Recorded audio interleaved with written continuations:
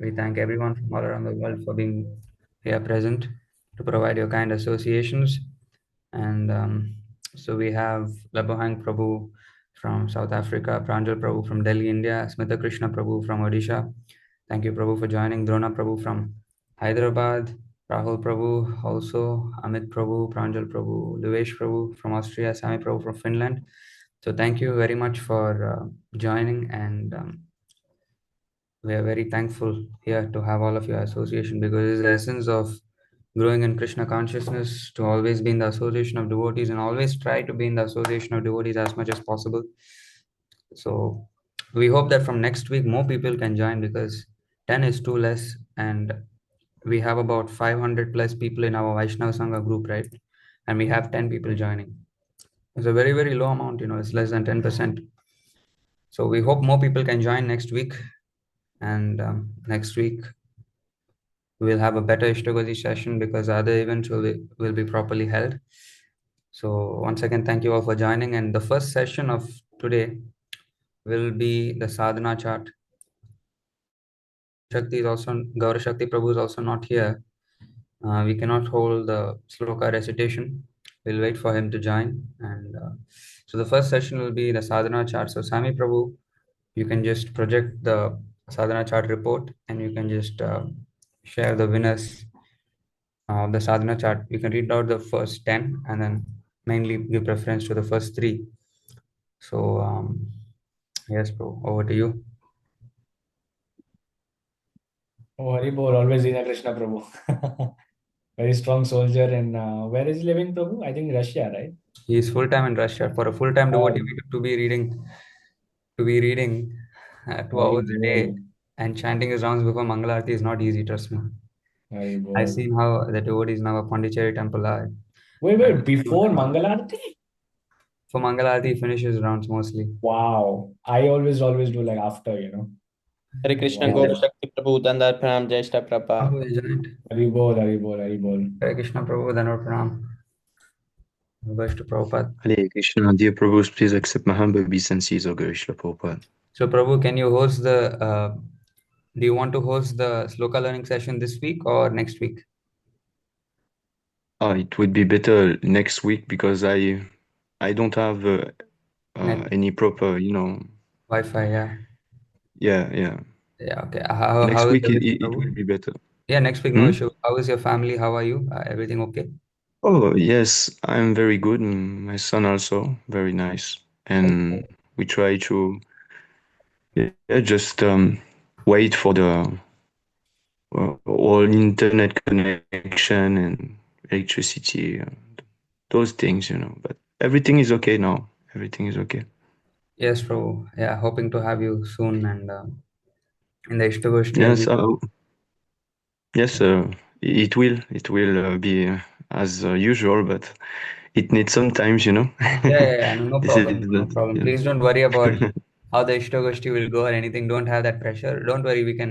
Everything can be arranged, because your Mm, situation is difficult. Please take care of your son and your house and also everything. yes, And very yes. happy to hear Thank that. you very much. No. Thank you very much for coming. Very happy to have you here. And so thank you so much. So as you said, next week we'll keep the sloka learning, because next this Yes, week Prabhu. your network is slow. In fact, in Zoom also it's showing that your bandwidth is low. So Yes, so Prabhu. Yes. thank you very much for joining, Prabhu. Now Sami Prabhu is hosting Oh, the no problem. I'm sadhana very chat. happy to be there, to be here, and to associate with you all. Thank you very much. Thank Jai you. Shri Prabhupada. Thank you. Hare Krishna. Hare Krishna. Yes, Prabhu. So Dina Krishna Prabhu and Smita Krishna Prabhu are the winners with maximum points. And Lebohang Prabhu, third spot. That's really nice. Hari Bol. Yeah, Hari Bol, all glory Srila Bang Prabhu as well. So Peace be Dina upon Krishna Prabhu ki Prabhu is jai. next level. He's chanting his rounds before Mangalarti, and even before Mangalarti, sometimes he also starts reading Prabhupada books. That is like next level. So he's 700 points. Smita Krishna Prabhu as well. Hari Bol, all glories to Smita Krishna Prabhu, and for Labhan Prabhu as well, 520 points. All glories to Labhan Prabhu also. Maybe next week he'll be first. So yes. Lebang Prabhu Ki Jai. Lebohang Prabhu Ki Jai. So thank you for sharing um, the sadhana chart. And now the next session will be the Istagoshti's group discussion. So the group Isn't it semi discussion. bhajan, Prabhu? But Sorry, Prabhu? Prabhu? I was saying, isn't it semi's bhajan, semi singing? No, Prabhu. That's cap. Sami Or Prabhu maybe wants to Gaura sing. Prabhu with his guitar. But its internet connection is bad. Yeah, his And internet is Oh, the proper. oh, Luis Prabhu. He's too shy. It's too shy. Open to unmute himself. He's busy. He has some service now. His great Satvit Prabhu is messaging him about some service. So his heartbeat is always elevated because Satvit Prabhu is messaging him. But his phone is purified even. yes, yes. I asked, Tatvit Prabhu is messaging Pranjal Prabhu too. Two very fortunate personalities. Yeah. So I could sing, but I don't have kartal. That's why I asked Sami Prabhu to sing. But he said, no, Prabhu, I cannot do so. So Yes, now my Prabhu, I heart is couldn't prepare paining. this week. Now my heart is paining and it's aching with separation. Oh, So we can give it to Prajal Prabhu. Pranjal Prabhu busy, you know. Sami Prabhu, you sure you don't want to Yeah. sing, huh? Something, only 10 people here, 11 people. Not today, Prabhu. I'm not ready today. Already sing something like, I mean, I always hear you singing, no? Yeah, he's always singing actually in Yeah. the background. Oh, Something, anything Prabhu, you when want. did I sing? Okay, you don't want to sing. Hmm. Okay, anyway, what to do? So Lavesh Prabhu, you also don't want to, huh? Do what, Prabhu? Sing. The thing is, Wants I to think my do. sister is in the other room having her tuitions, and because she has Lock, a math lock. exam coming this week, and I don't want to make too much noise because if I do, then she'll be. So I would do it now, actually, if you wanted me to really, but my sister, I think, is in the next room doing her He'll tuition. purify And them, Prabhu. then someone ship kartals. I want to sing, but I don't have kartal, so there's no point of singing if you don't have kartal. You You have know, Krishna stone. Prabhu. You can I directly, have, yeah. if you're in India, you can easily get it very cheaply, very, very Yeah. cheap. For me, it was very expensive because obviously shipping and everything from all the way from India. But you are living in India, you can get it very cheap. Yeah, that's what even I'm planning, but my little bit low on cash right now. But That's fine, Prabhu. mm, So Prabhu is about to board anytime now, so he's just gonna go through my messages. I hope what I sent him isn't complete rubbish because I really hope I don't get fired again this time. There's always fear with Tattva Prabhu. There's always this constant fear of being fired. Whatever you send him, be very Yes, careful. Prabhu. Yes, I know. When I was editing the Ratha Yadra, the advertisement video, first thing I did it for over 2 days. Then I sent it to him. Then he said, "No, this is completely wrong. Everything is wrong. You need to redo this part. You need to do." He said so long message. I was like, "Damn, I'm fired." There's always this constant fear at the back of the mind. There's no escape. So, mm. I just sent him the skeleton for the website, what goes on, where and what the tabs do and everything. So he's reading through that now. It's a bit of a long message. And there's no way I didn't make a mistake somewhere. yes, So Prabhu. Yeah, and he always really goes through those things. He really knows all the details. He's not just saying, oh, yeah, yeah, that's good. He really goes that where he's finds something that even you didn't find, instantly he pinpoints that, oh, you notice I know. that and that. Prabhu is our Sundar Gopal Prabhu now. Because we are the next generation. He'll be the Sundar Gopal Prabhu. We'll be, Hmm. the next in line to handle IS games, affairs, and everything. So we have to be very careful. This is the more I think about But it, the don't let more me handle anything, Prabhu. If I touch, I will ruin something. I know, Prabhu. I'm also Same, thinking the same same. thing, but I I will do think the we have to, same. we have to step up. Now we have to, I think all of us have to very soon get 600, 700 points on the sadhana chart. At least if we are getting that much, then that means we know, that we are capable, at least. We have the potential. I Hmm. think you know what, any service there is, I'll tell you what I do. Any service there is, of course, a lot of service, but anything that comes onto my head, and whenever I think that, all right, I cannot, of course, I can manage, I'm good managing, I can manage things nicely. But if I have to go groundwork and do the things, it's a little bit difficult. So then I just send it to Luvesh Prabhu. I say, Prabhu, just do it. And he does it. So it's good that he has a perfectionist ability. So that's why Tatwit Prabhu is very happy to work with him, I believe. Both of them are perfectionist. So, Yes, you Prabhu. know, yeah. But if It's like a somebody fun, else, yeah. if somebody is not so perfectionist or like very in depth, then it's going to be difficult for him. So, It's like me and Krishna, Tattva Prabhu are twins, Hare Krishna, who joined Amit Prabhu and Drona Prabhu, Dandat Pranam, Jai Shri Prabhupada. Hare Krishna, Amit Prabhu, Jai Shri Dharana Prabhu. Prabhu, Hari Bol. Accept my humble obeisances. Yeah, Prabhupada. Dharana Prabhu also bought a Srimad Bhagavatam. Srimad Bhagavatam said, if I'm not wrong, I Very good. heard. So, Yes, Prabhu. Hari Bol, Hare Krishna. Dharmatuna Jishla Prabhu Prabhu. so from where you bought? From Devikadas Mataji here. They are staying near Attapurichins Prabhu. So I went there and I just brought. From Devaki Mataji, huh? Yeah. And you went to product tour as well? No, Prabhu. Due to some issues, I could not go to Pradatur. Uh-huh. Where you went then? Uh, Tirupati, direct to home. Tirupati home. That's it. Yeah. Actually, Prabhu, I thought to go, but due to some issues, I could not go to Pradatur. Okay. So, Srimad Bhagavatam, how much it cost you in India? 3,800. That's it for the whole set. 44 volumes total. That's it for the whole volume, everything. 3,800. That's it. No, Prabhu, 8,300. 8,300. Yeah, okay. All right, all right. Yeah, yeah. Prabhu Yeah, mix. yeah. I was surprised because Srimad Bhagavatam first canto cost me 500 rupees. And the Hmm. whole thing you bought for 8,300, huh? Yeah, Prabhu. You're paying by installments or? Installments, Prabhu.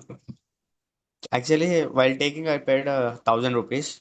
Uh-huh. For coming next month, I will pay for month 500 or at least 1,000. So you And went to Mata, Devaki Mataji's home, huh?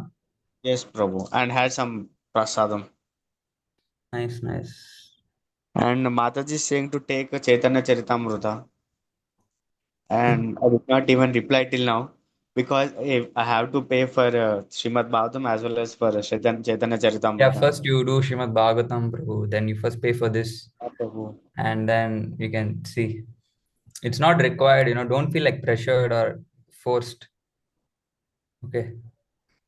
Yes, Prabhu. Yeah, you took Srimad Bhagavatam, nice, you pay for this, and then if you want, you take uh, Chaitanya Charitamrita maybe. But don't feel forced, huh? That's one thing. Because I know that your family situation right now is a little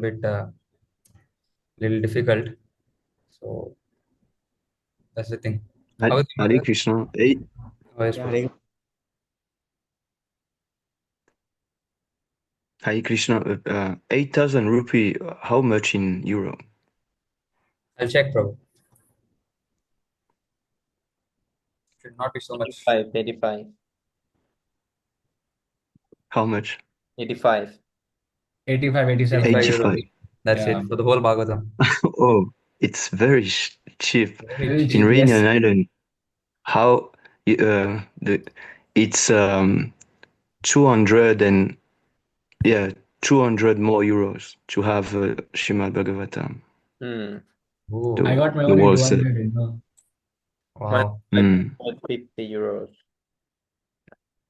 And it's not even complete. We don't have the full books of Srimad Bhagavatam. It stopped at the canto 10. Yeah, I have that also. It's not translated in French, the canto 11 and 12 is not translated in French. Yes, Prabhu. So expensive. Maybe if you want, you can get from India. Yeah, but it is in English. English, yeah, yeah. Mm. You want French, right? Perhaps I will take the Chaitanya Charitamrita in English, perhaps, because in French this is not possible to have it. It's already uh, not possible no more. Yes, Prabhu. Even from French, Krishna but in store, it's English. that much expensive. Krishna store. Yeah, it's very expensive because it's in French, and if you want to be translate in French, then it's very expensive. Yeah, because they stopped the BBT in French. They stopped the translation. They don't translate Srimad Bhagavatam, Chaitanya Charitamrita, all those things. They don't edit and translate no more. That's Actually, true. we don't have new book, like just the old one, and that's all. Don't have any book. In French, it's very difficult. So we have to translate it. I think the BBT in France, it's not so efficient. It's not so good. BBT Yeah. all over the world, Prabhu. Even the quality of the new books is very, very bad. Even in India, the quality of Yeah, the yeah. paper and the what's that, the outfit and everything, it's not so nice. How about what they talk about the Srila Prabhupada philosophy or all this? Is it proper or is it good? The Because in philosophy is France, okay. it's not good. Yeah, in when they translate, I think there's a more issue. But with English, it's okay. The philosophy is the same, but the quality is bad. You drop little bit water by mistake, the whole thing collapses, and it's not really Mm. ideal. And for example, I have a few books in my bag, BBT books, right, which I got from our temple. It just there was some little bit Mm-hmm. force on the edges, and it just kind of collapsed. And the papers are all like very, very thin and Mm. very low quality. But the philosophy is right. The philosophy is okay. Yeah, Prabhupada said that do not, lower up the standard. The book should be in high quality. And now they are doing some very low quality book, and this is not good. Even for distributing, when you distribute some bad quality book, yeah, it will be very bad to distribute. Yeah. So yeah, it's the problem, because we said that yeah, SKM is the future, but uh, we need also to print book. If we don't print new book, I don't know if we can, keep going on like this, because the book are spoiled. Now there is no proper book that we can push. This is Yes. the problem. Even here, this is more bad here. You have English version, but here in France, we don't have so much choice. It would be very nice if I can translate the new book of His Grace Talvai Prabhu in French. If we can translate that in French, it would be very nice actually, because we need some new book, in the future. Yes, Prabhu. Yeah, but perhaps I will buy in English the Chaitanya Charitamrita set, because in French it's already impossible. Yeah, yeah. There is some person here that they have the whole set, but I don't know if they are willing to give, or to even uh, sell it to me. I don't know. Yes, Prabhu. Yeah, I think you So can you can check in Krishna store if you want the English version, or maybe when you're coming to India, you can take and go maybe. yes. But again, you have to see so many things when you have to carry back the weight in the airport and everything. Mm. I think that, but And in India, it's it's so not. much cheaper. That's there. Yeah, definitely. But the shipping cost, will Yes, be expensive. very expensive. Yeah, Yeah, little yeah, bit expensive. Yeah, yeah. yeah. But if you Well, can I get will it in see, I Krishna will store, it check should be in okay Krishna because store. Krishna Yeah, because the yeah, one in Krishna store. Krishna Yeah. store is the original Srimad Bhagavatam, right? And that one is actually a Yeah. very good print. Even though the pages are thin, they're Mm, good quality and it's a very good hardcover print. mm, The mm. BBT one is okay, but in Bhagavatam, but that one is better. So even if you have to pay extra for it, it's good. And it looks very nice, very Yeah, yes, of proper. course. It will be better. Yeah, of course. Thank you very much. Sorry for No, no, thank you, Prabhu. interrupting the whole course. Happy to always hear your transcendental voice, Prabhu. So happy Oh to no, hear no, that I don't have. you have a Thank transcendental voice. you. It's a fact. So, I don't Prabhu, have happy this. to hear that you got the Srimad Bhagavatam, and very nice that you bought. And yeah, happy to hear this. So now who have joined Vivek Prabhu, Hare Krishna, Dhanar Pranam, all goes to Prabhupada. Abhay Prabhu, please accept my humble obeisances. Dear Prabhupada, thank you so much for joining. So now we'll be having our group discussion. So Sami Prabhu, you can just type down the question, I mean your group discussion suggestion, which is uh, which is the most, I mean, you know already, right? You type it down. Which is the most dangerous offense against the holy name from the 10 offenses, so that uh, people can keep track.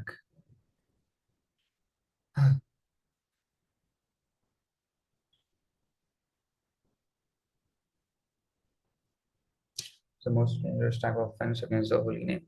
All right, so just will read some of the rules from the back of my head.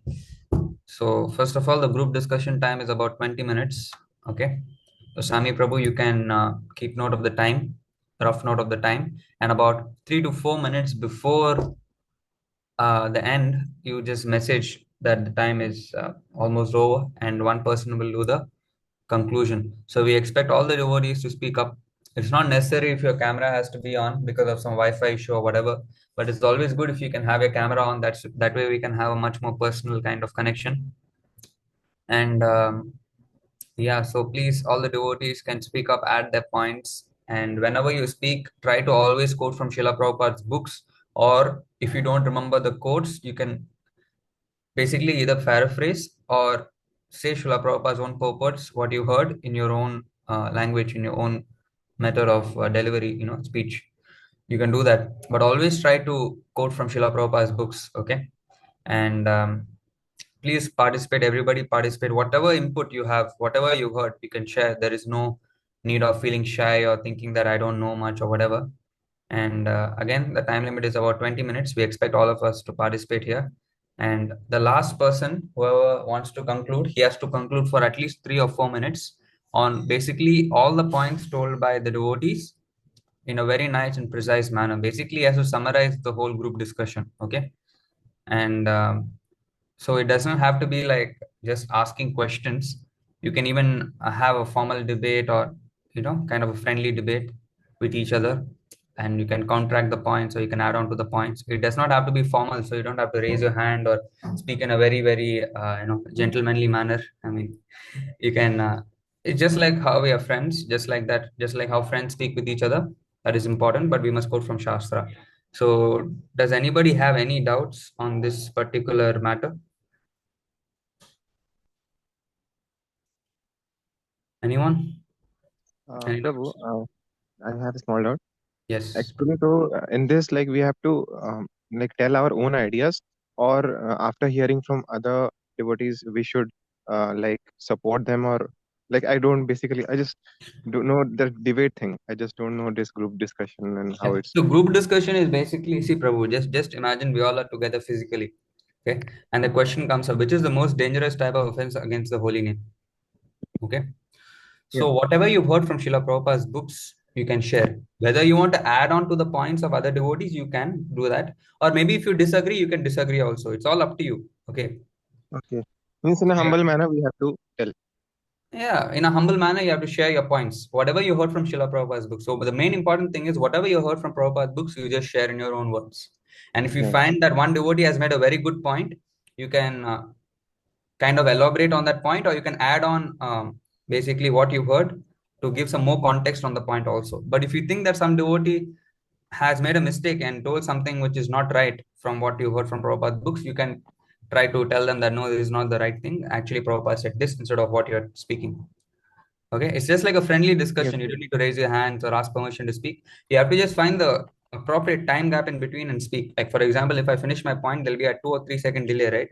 In that, you have to just unmute and say your point. Okay, is that understood? Mhm. Yep. Right. So, anybody else has any doubt? So, we request everybody to speak up, So please don't be muted and just hearing. Of course, you can do that, but please do speak up and make it more personal, more realistic. Any doubts? Anybody? Anyone? Okay, right. So we'll continue. Sami Prabhu, I'm hoping that you're keeping in track of the time. All right. So the topic is, I'll repeat one more time. Where is your message? Which is the most dangerous type of offense against the holy name? So group discussion will start in 3, 2, 1, and I will start. All right. So the most dangerous type of offense against the holy name is to actually disobey the orders of the spiritual master. Because if one disobeys the orders of the spiritual master, then automatically his entire life, spiritual life, becomes useless. Because as CC Adi 12:10 says, anyone who disobeys the orders of the spiritual master immediately becomes useless. Hmm? So this is the most dangerous type of offense against the holy name. We all might have made other offenses, definitely in the initial stage, other offenses like maybe committing sinful activities but still chanting, and then sometimes even thinking I'll chant but I'll still kind of do this. All of these are also very, very dangerous offenses, there's no doubt. But if one thinks, basically considers the spiritual master as an ordinary man and disobeys his order, that is the worst offense he can do. But if one Because doesn't other have a spiritual offenses, master yet, because there is offenses that one can commit without yet having a spiritual master, so should we consider them more dangerous? Or because like the blaspheming the devotees, the first offense, blaspheming the devotees who had dedicated their lives for propagating the holy name, we could think that this might be even more dangerous, because if you commit this, you won't even get a guru, because you would be blaspheming the Vaishnavas. So that would be. yes, that's a very, very good point. That's why this point and the point of the ninth offense are linked together, to preach to those who are faithless. But our point is for already those who accept Srila Prabhupada as Guru and are chanting Hare Krishna because they've heard from Prabhupada and they're trying to associate, serve the devotees. For them, which is the biggest offense. Because for the non-devotees, everything is offensive. Their whole life is an offense. Yes, Prabhu. So what is the point? The whole life is an offense. But for devotees, we should be careful, right? So that's my point. So I would like to hear perhaps what Drona Prabhu or Vivek Prabhu or Amit Prabhu have to say on this matter. What do you think, Prabhus? Do you think this is right, or you have some other point to add? Hare Krishna, Prabhu. Yes, Prabhu. Yeah, can hear. Yeah, tell me. And considering the demigods and the supreme personality of Godhead to be equal, and considering the Hare Krishna Maha Mantra is to be imagination, and chanting of Hare Krishna Maha Mantra is to be like normal mantras. Hmm. What do So you what say, do you have Prabhu? to say on this, Sami Prabhu?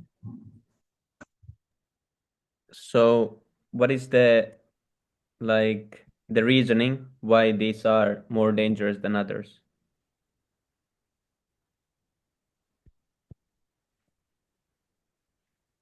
I think if one considers the holy name to be same as the others, he will never start chanting, because he won't have any faith.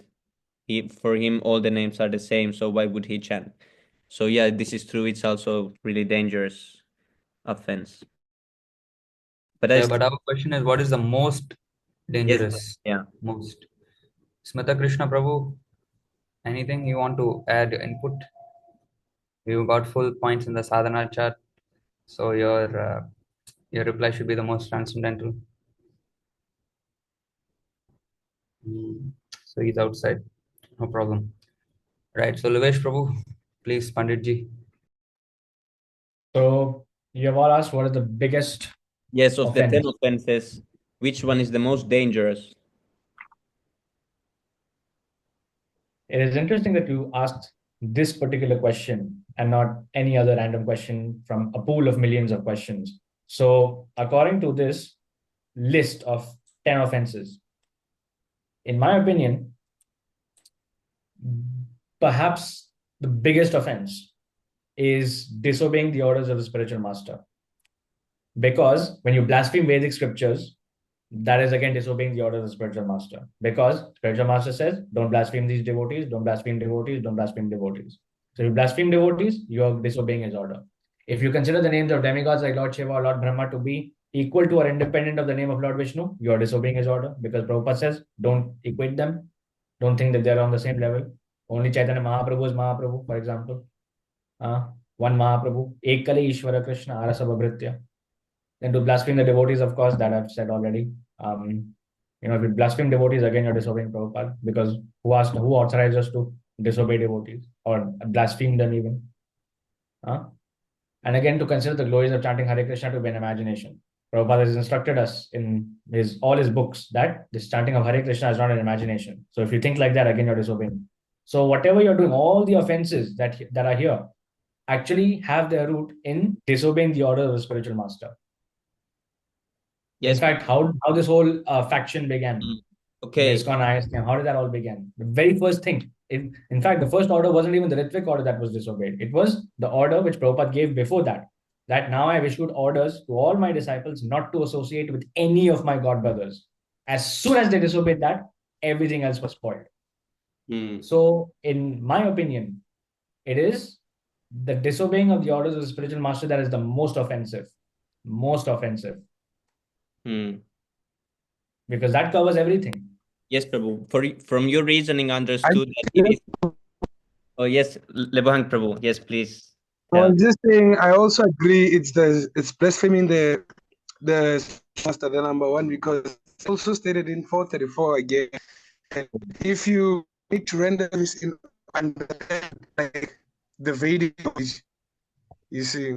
So you won't. Can you hear me, Prabhu? Yes, Prabhu. Oh yes. In order for you to gain actually be submissive to the spiritual master. So I can also agree on that. If you don't, Prabhu, I don't think you'll ever understand Krishna. You might be mental speculating. Yes, Prabhu.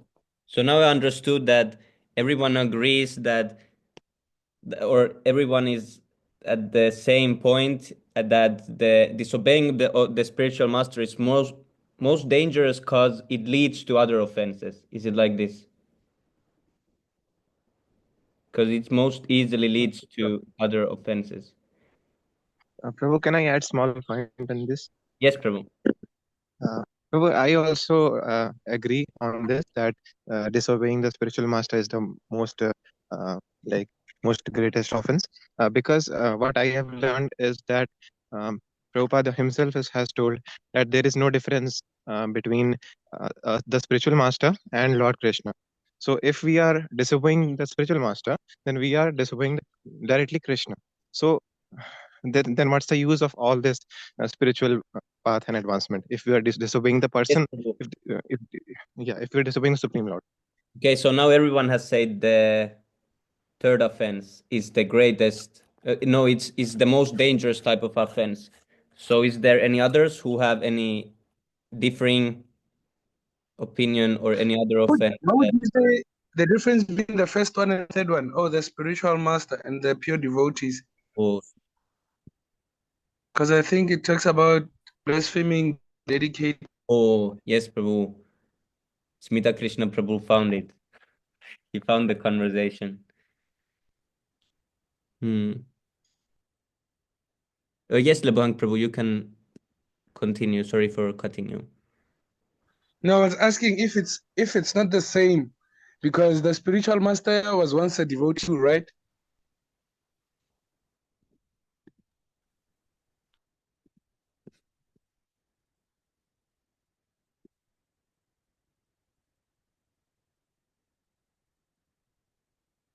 So we have 5 minutes.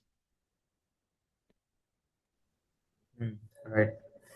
So, does anybody have any other points other than this point of disobeying the spiritual master? Anybody would like to disagree or? Smita Krishna Prabhu showed one other one. He's saying the number 7. The committing sinful activities on the strength of the holy name. He's saying this is most dangerous type. Is it? Oh. Hare Krishna Prabhu. Taratna.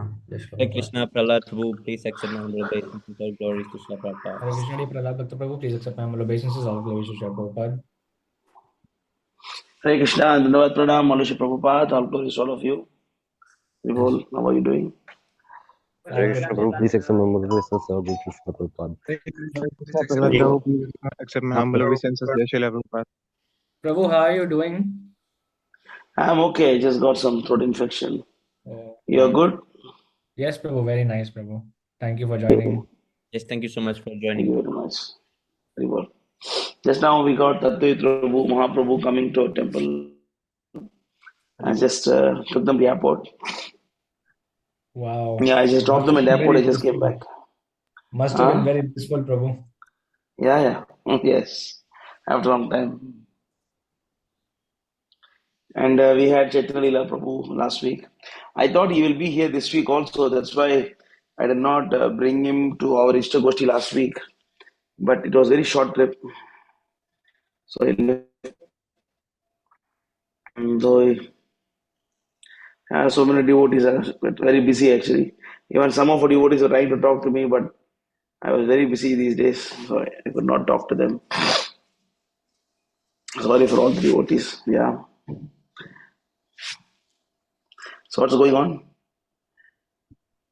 We were having So, a discussion. group discussion.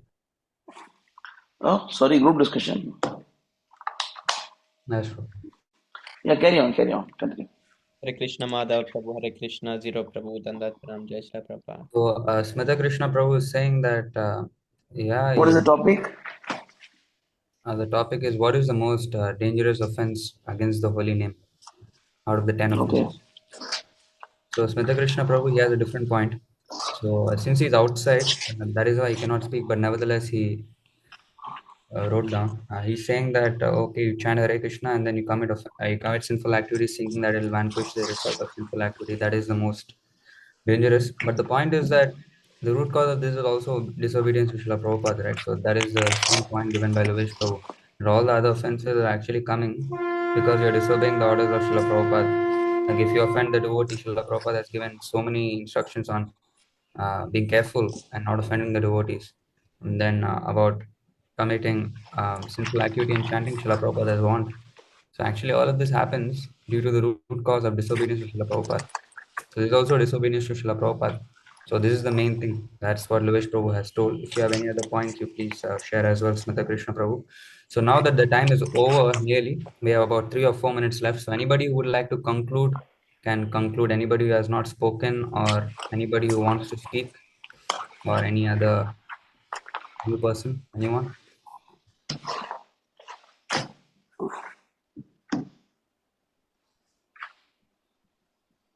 Prabhu, one point I read online, they say that inattention is the root of all offenses. Not a disagreement, but there are some articles and lectures on this topic. So if Yeah, somebody even is I've read this. interested. This is actually, it was stated by Srila Bhaktivinoda Thakur, if I'm not wrong. And this was present in this website called Bhaktivinoda Institute, where all of Srila Bhaktivinoda Thakur's works are there. But you see, inattention happens when you disobey the spiritual master. Like all of us are inattentive, but we're at least trying to be or trying. And the more you're pleasing Srila Prabhupada, the more attentive you become naturally. So the root cause of this, the root cause of the root cause is actually disobeying Srila Prabhupada, right? Then automatically all the endeavor becomes useless. So yes, we all must be attentive, and that's what even Srila Prabhupada told us. We all must be attentive. We must at least try. That's why we must hear, you know. So if the inattention is increasing and not decreasing, that means that one is not again disobeying the orders of Prabhupada. So if one is like maybe using Instagram and chanting, that means he's disobeying Prabhupada. Therefore, his inattentiveness increases because of his disobedience, and then he commits more offenses. So if you trace it back, it's again due to disobedience of Prabhupada, right? So that's the thing. And anybody who would like to conclude, maybe Sami Prabhu, you can conclude now, I believe, because others did not want to do so. Yes, Prabhu. From what we have had conversation, we come to the point that the third offense is the most dangerous type of offense because it leads to all the other offenses. And yes, there was no differentiating points. there was said that the seventh offense is the greatest offense, but that is also, it happens because when we disobey the order of the spiritual masters, then we start to commit sinful activities more and more. So yes, the conclusion is third offense is the most dangerous type of offense, to disobey the orders of the spiritual master. Yes, I think that concludes the whole group discussion. Thank you so much, Prabhu, for joining. And I hope next time more people will be more active. Thank you so much, Thank Prabhu. you, Prabhu.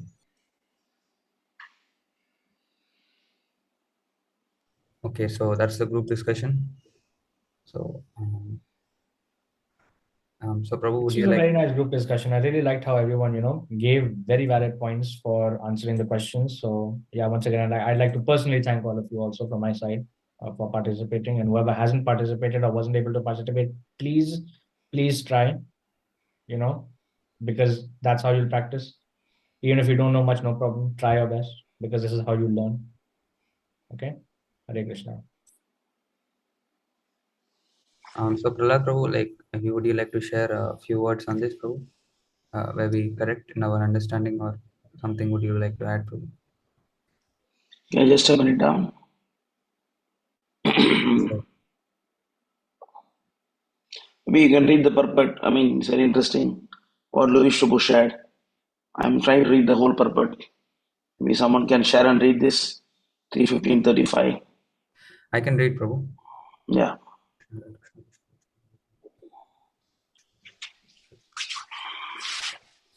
All right. So this is 3:15:35, right? Yeah. Yeah. Okay. Translation: When the doormen of Vaikuntha Loka, who were certainly devotees of the Lord, found that they were going to be cursed by the Brahmanas, they at once became very much afraid and fell down at the feet of the Brahmanas in great anxiety. For a Brahmana's curse cannot be counteracted by any kind of weapon. Purport: Although by chance the doormen committed a mistake by checking the Brahmanas from entering the gate of Vaikuntha, they were at once aware of the gravity of the curse. There are many kinds of offenses, but the greatest offense is to offend a devotee of the Lord. Because the doormen were also devotees of the Lord, they were able to understand their mistake and were terrified when the four Kumaras were ready to curse them.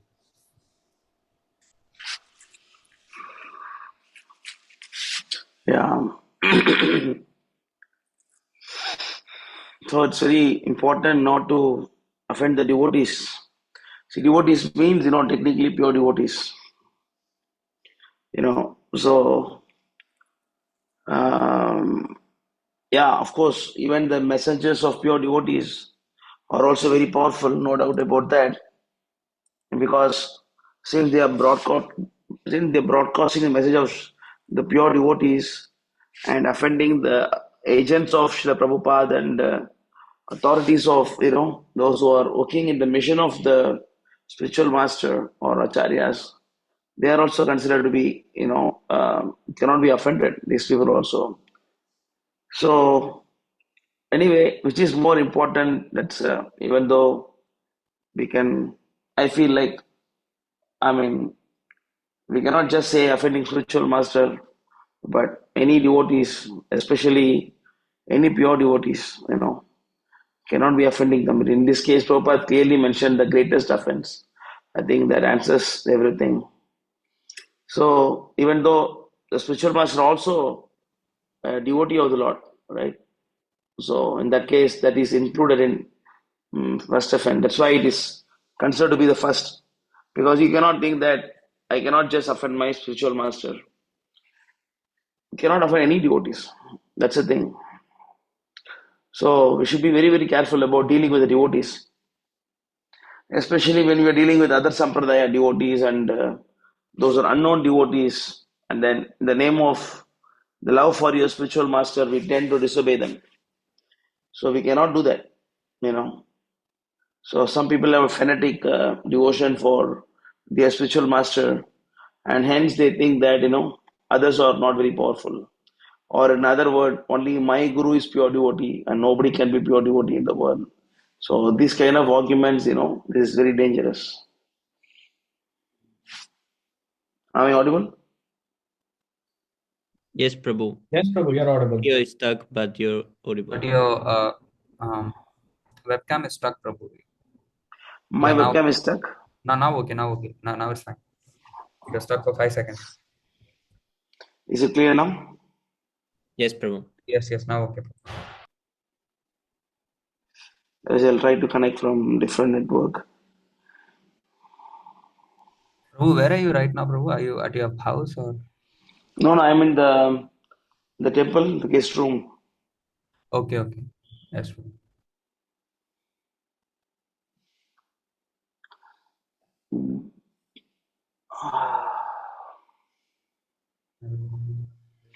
So, for example, if one is so Prabhu, for yeah. example, like one is dealing with some ISKCON sannyasi, Prabhupada disciple, and even then one has to be very careful, right? To not personally No, we offend. are not talking about ISKCON sannyasis. We are talking about, understand. Let us not come to ISKCON. Huh? Okay. The moment they disobey the spiritual master, they become useless. But So we personally, we cannot. cannot say anything against them, right? Still, like. Yeah, but that is right. But first offense is not about the useless people. Clear. Okay. Okay. Anyway, it's always better not to criticize anybody because since they are in the mission of Srila Prabhupada. But still, be very careful. So it's actually Vaishnava doesn't judge anybody. If you're judging somebody means, you're not a Vaishnava, right? So, of course, philosophy is philosophy. If you're going to talk the philosophy, when you say they're useless, that's okay because they disobey the Prabhupada. But more than that, they are not worthy of my respect and all those things, it's not required. So we can be a little bit careful about that. But a very interesting point that Rahul Prabhu shared, that's very important. The inattentiveness is the mother of all offenses. So inattentiveness, it is not just about the chanting. Even yesterday, myself and Tattvik Prabhu were discussing in the car, and Tattvik Prabhu was sharing, he was saying that before even become Krishna consciousness, it is more important to become conscious of yourself, or that's very important. Is to understand that what you're doing and then what you're eating and what you're watching and what is your activity and what time you wake up, what time you sleep. Conscious of your own bhajana. That is very, very important. Without being conscious of your own bhajana, and you cannot become Krishna conscious. You understand that? That is why it is actually, we always be alert. Uttishta. Uttishta means Jagrata. So you should always be very, very careful, about what you're doing and what you're watching and what you're talking and so you should be very, very careful. Inattentive bhajana is actually, that's a mother, because it's like a slow poison. It's like a slow poison. It's slowly, because when you take a poison, you know you're taking poison. When you take a slow poison, you don't know that you're taking poison. You don't even know you're taking poison. Just like Karthi Prabhu was saying, right? You're watching Instagram and then, you're chanting. And so, yeah, of course, it is disobeying Sri Prabhupada, no doubt about that. But main thing is it's inattentive chanting. So chanting is not just chanting, bhajana. Bhajana means any devotional service. You're doing any devotional service without any proper attention. Oh, that is very, very, very dangerous. So all the offenses are dangerous, no doubt about that. So which is actually the worst? Yeah, but for disobeying the spiritual master, disobeying the devotees, that is very powerful, no doubt about that. I think it's fine. See, like, we don't need to discuss so much about which is the worst. We have to understand that all these are bad. Aristane aparate tare harinam. Tamastane aparate nahi paritran. So it's about the Vaishnavas. It's not just spiritual master. Any pure devotees, they are, because tomorrow hridaye sada Govinda Vishram. Right? You know the song, right? Do you know the song? What I'm singing? Do you know what song I'm referring to? No, Prabhu. No, not sure. Prabhu. Ebaro Karuna Karo, Vaishnava Gosai.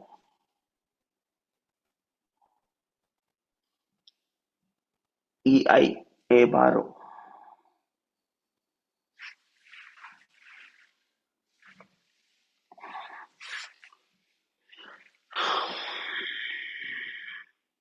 Read the whole purport. Translation.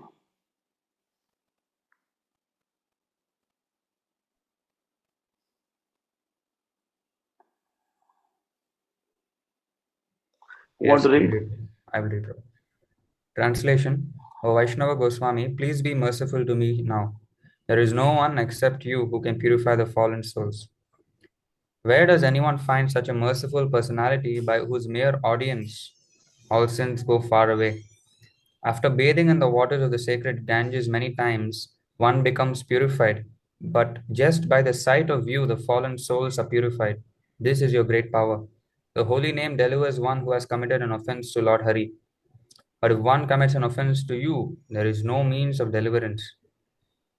Prabhu, you can scroll down, Sami Prabhu. For 5. Your heart is always the residing place of Lord Govinda. Lord Govinda says, the Vaishnavas are in my heart. I desire the dust of your lotus feet in every birth I may take. Please consider Narottama yours and be kind upon him. So here we can see that, Tomara Hridaya Sada Govinda Vishram. So Krishna is always resting in the heart of Vaishnavas. Vaishnavas are always in Krishna's heart. So if you are offending a devotees, there is no deliverance. So you should be very, very careful among dealing with the devotees. That's why the proper etiquette among talking among the devotees is like this, We have to talk to the devotees with uttermost respect and uttermost carefulness. Yeah, I think according to me, I feel the greatest offense is to disobey the Vaishnavas. The most dangerous. Yes. Anything else? Any other questions?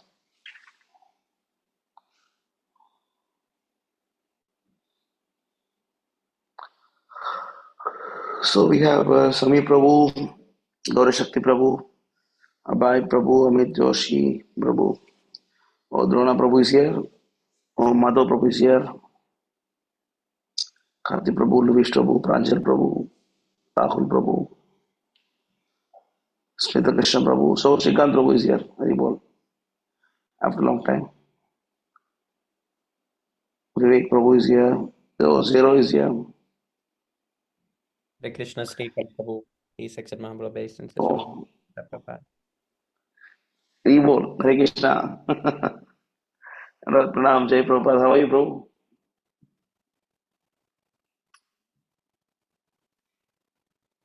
Cannot hear.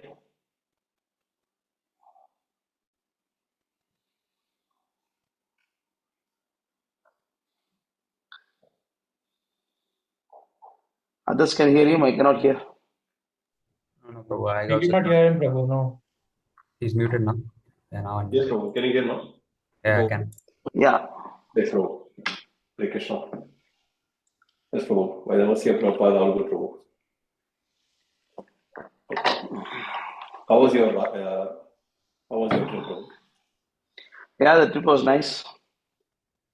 Only thing we could not get the mercy of Lord Ramachandra Murthy. We could not enter Ayodhya temple. Oh, fine, Prabhu. It's Went time was not there because too much jam, Everywhere is so much jam. There's Prayagraj and Ayodhya, Varanasi, and all these places. Full jam. Otherwise, it's okay. We went to Varanasi. Varanasi was so beautiful. This Ganga was so relishing. It's very, very fresh Ganga water. They made very beautiful. And Vrindavan, of course, Vrindavan is Vrindavan always. It was beautiful. It was nice to. All okay from your side? Yes, Prabhu. You're back for programs, Yes, Japa Prabhu. session, everything. You're back. Yes, Prabhu. The only thing is I couldn't do the reading session, so I try to read whenever I'm traveling to the office or back from office. Okay. So you went for Canada temple? How is the center, Nimai Prabhu Center? Did you go? Nimai Prabhu's, no, Prabhu, I didn't go to the Montreal Center yet. I need to Is it very transport far from time. you? Yes, Prabhu, around 6 to 7 hours drive Wow. from here. Yes, Prabhu. But I think he's still searching right now. I don't think he has found a center yet. I thought there is a house you are seeing that it's like he was sharing in the group, found a suitable place like that. No?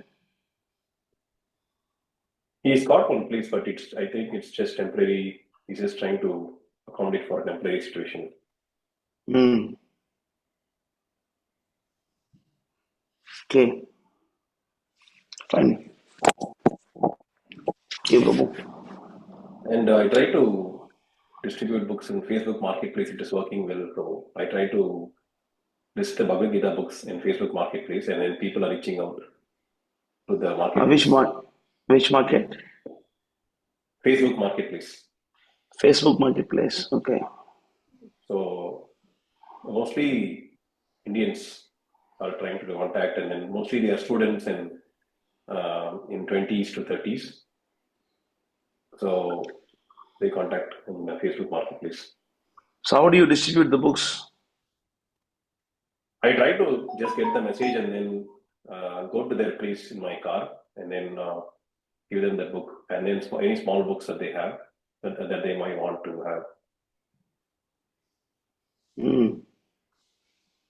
Okay. So, yes, so Fine. Okay, Prabhu. Thank you so much. So what's next, Karthi Prabhu? Hare Krishna, Prabhu. What next is the Q&A, Prabhu. I mean, Q&A after the group discussion.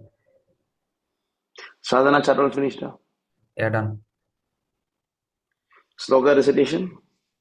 Actually, since Gauri Shakti Prabhu's Wi-Fi was a little bit weak, and today less people are only there, about 10 people. Of course, when we joined before 5, so we said we'll do it next week, like properly, with Gauri Shakti Prabhu there and all the devotees together.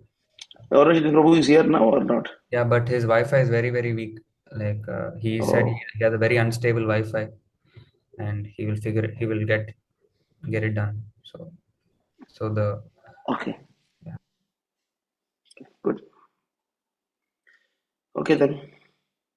So who is this science of preaching? It's Lebahang Prabhu. Laban Prabhu. Oh, Lebohang. Hare Krishna. Oh, it's me, Prabhu. I forgot to change the name, Prabhu.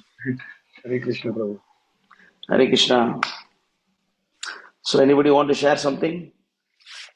If you're taking questions now, Prabhu, I'd like to ask a question Yeah. regarding something that Prabhupada said. So I just wanted you to just help me clarify what he meant by that. So I'll actually let someone else ask a question. In the meantime, I'll find what I need to. Yeah. Prabhu, Okay. can I ask a question, Prabhu? Yes. Prabhu, actually, it is said that anybody who disobeys the orders of a spiritual master or he offends devotees, basically anybody who offends devotee also becomes useless, right? But sometimes we see that Prabhu, like somebody who has offended the devotee, like he still does some service of his capability, like distributing books, and he distributes many books on the street, or they have like something they're doing spiritually still. How come they're still continuing some things?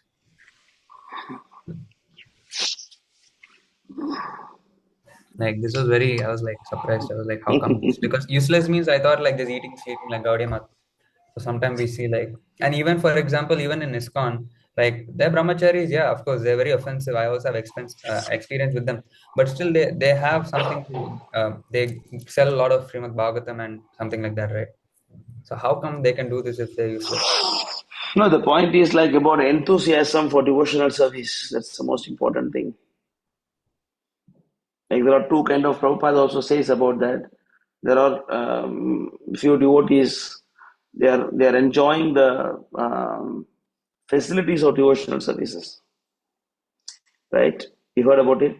Prabhupada talking about Yes. the devotees enjoying the facilities of devotional service. Yeah, it's So there in even if I'm not wrong. Purport, right? Huh? Sorry? CC Adi 12.8 purport, right? The Gaudiya Yeah, Math, yeah, they have the facility, but they can't preach that one. You're referring yeah, to? Okay. yes. So just because their body is situated in temple doesn't mean that they did not fall down. Or see, fall down is not. It's a step-by-step process. You see, so already happening. Of course, anybody can come back to the consciousness. So just because they offended the devotees doesn't mean that they have to take a few life to come back to. No, the chance is still there. They can still ask forgiveness, and then they can just continue. So Krishna is very merciful. You see, the Vaishnavas are also very merciful. So you don't know really what is happening to him. How is he thinking and where is his consciousness, and whether he really feel motivated or he feel unmotivated, or he's just doing it just for the sake of doing, or really is doing, and you don't know all these things. Other thing is, just because he's distributing more books doesn't mean that he's a better devotee.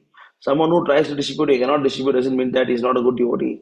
Not like that. Maybe he's in a better. Suppose to make some devotees in Jaipur is not a big deal. You sit in Jaipur and then you say that I'm getting some 10 brahmacharis. Made them join to the temple. That is not a big deal. But even if you make one devotee join in Pakistan, that matters. In whole life, you made one. So you cannot compare. You cannot compare the result of devotional service to the. You cannot. You don't know what's going on. Philosophy is philosophy. If you disobey the spiritual master, you become useless. But that doesn't mean that Prabhupada don't forgive you and take you back. Right? Maybe you realize your mistake and again the chance of patching it back in devotional service. Clear? Understand? Krishna is not very cruel like you, not very judgmental like you. For you, it is either this or that. Krishna is not like that. So, bro, like that's why I was like surprised sometimes, like see the book distribution scores and everything. And Yeah. Vrindavan, if you go every day, you can see thousands of books got distributed. that's what. No, but the Vrindavan, people are coming for that. And they understand. And they're distributing about 5,000 donas of prasadam or 50,000 donas of prasadam every day. Oh, That is Vrindavan. That's a market. There's a demand for it. But Singapore cannot do that. Cannot do in Philippines because the country is different. so we can So that's why, say like even though they are offensive, Krishna is still somehow or other using them to do something Krishna conscious. We yeah. can say like that. See, like when you off the fan, still you get them, yeah, until it completely stop. Mm.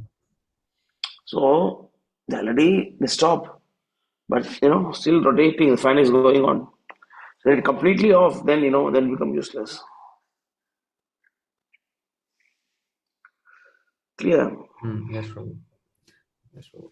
And just one more thing, Prabhu. Like, if I'm not wrong, I don't remember exactly, but is there some kind of verse that says that one who like offends a devotee, he might get all kind of material things? Is it so? Yeah, because it's totally different thing. No, the mercy of Yogamaya and the mercy of Mahamaya is different, right? Yeah. See, the mercy of Yogamaya and mercy of Mahamaya is different. So you are also opulent in the mercy of Yogamaya, but it is collective. Nothing is yours. For in the temple, you see, temple, we have so many rooms. I can sit from this room and talk. I can talk from that room. And in your house, you cannot do that. One day I can take this van. One day I can take the car. One day I can take the glamour bike. One day I can take, electric bike. The opulence is more, but nothing is mine. Clear. I cannot actually claim it is mine. But in the Mahamaya means, you are trying to, make it yours. So the opulence is more in Mahamaya, Yogamaya. But you are trying to make it yours. It means you're becoming so foolish, But it is yours. It's in your name. You can dispose it off, you can buy it off, you can destroy, you can do everything. But the temple you cannot do. Temple you can only use it. So when your consciousness is going material, then you want to enjoy the material nature. So what all your tapasya that you did is reserved. And this tapasya is not going to help you anymore spiritually because you want to enjoy Mahamaya. So then Krishna will transform that into material wealth. Then you get money, you get power, you get this and that. But your consciousness will go down, glide down, and then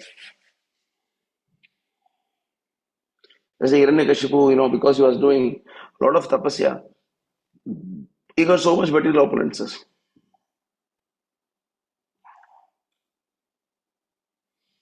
You get it? But that is very dangerous. We have to understand that, the devotees are the richest people in the world. Because you possess Krishna. But nothing is yours. But when you don't understand that, when you're becoming miser, then you wanted to keep Krishna's property as yours. That is why, that dvau imam swarga lokosmin deva asura evacha vishnu bhakta sprita deva asuratat vipareyeha tau imam purusham loke dvau imau purusham loke deva asura evacha. So there are two kind of living entities. One is deva, one is asura. So Vishnu Bhakta Sprita Deva. So Vishnu Bhaktas are actually called as Deva. The Asuras are actually opposite. It means those who are trying to enjoy the opulence of Krishna for themselves, the Asuras. Whereas the devotees of Krishna, they don't want to enjoy separately from Krishna. They want to enjoy under the, jurisdiction of Krishna. So they are called a Deva. Other one is called as Asura. Hiranyakashipu was also a real ruler. Indra was also a ruler. But these two are not same. Clear? You understand this? Yes, Prabhu. So the tapasya is like transformed. So they. Yes. Okay. Yes. So because of whatever tapasya they've done before, they get kind of all the material things. Yeah, that's why Krishna says, Swalpam apiyasya dharmasya drayate mahato bhayat. Swalpam, little bit you have done. It is going to save you from great danger.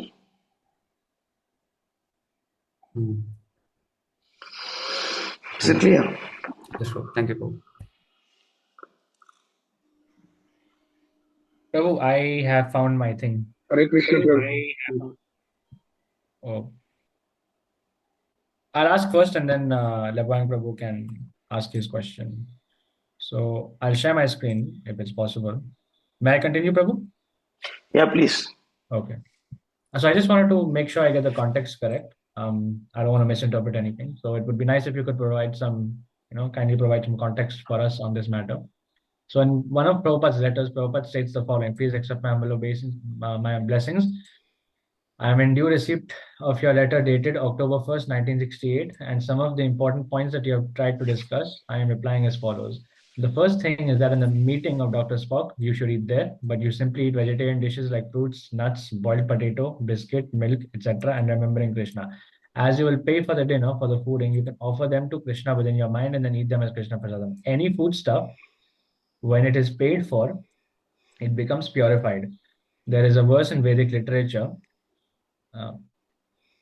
Drabyamulyena Shuddhati. The source of receipt of the thing may not be very good, but if one pays for it, it becomes purified. So vegetable diet, when it is paid for, you can offer it in your mind to Krishna and take it. But this drabya means eatables, and eatables meaning vegetables, grains, milk, flour, fruits, meat and is not considered an eatable. It is considered untouchable.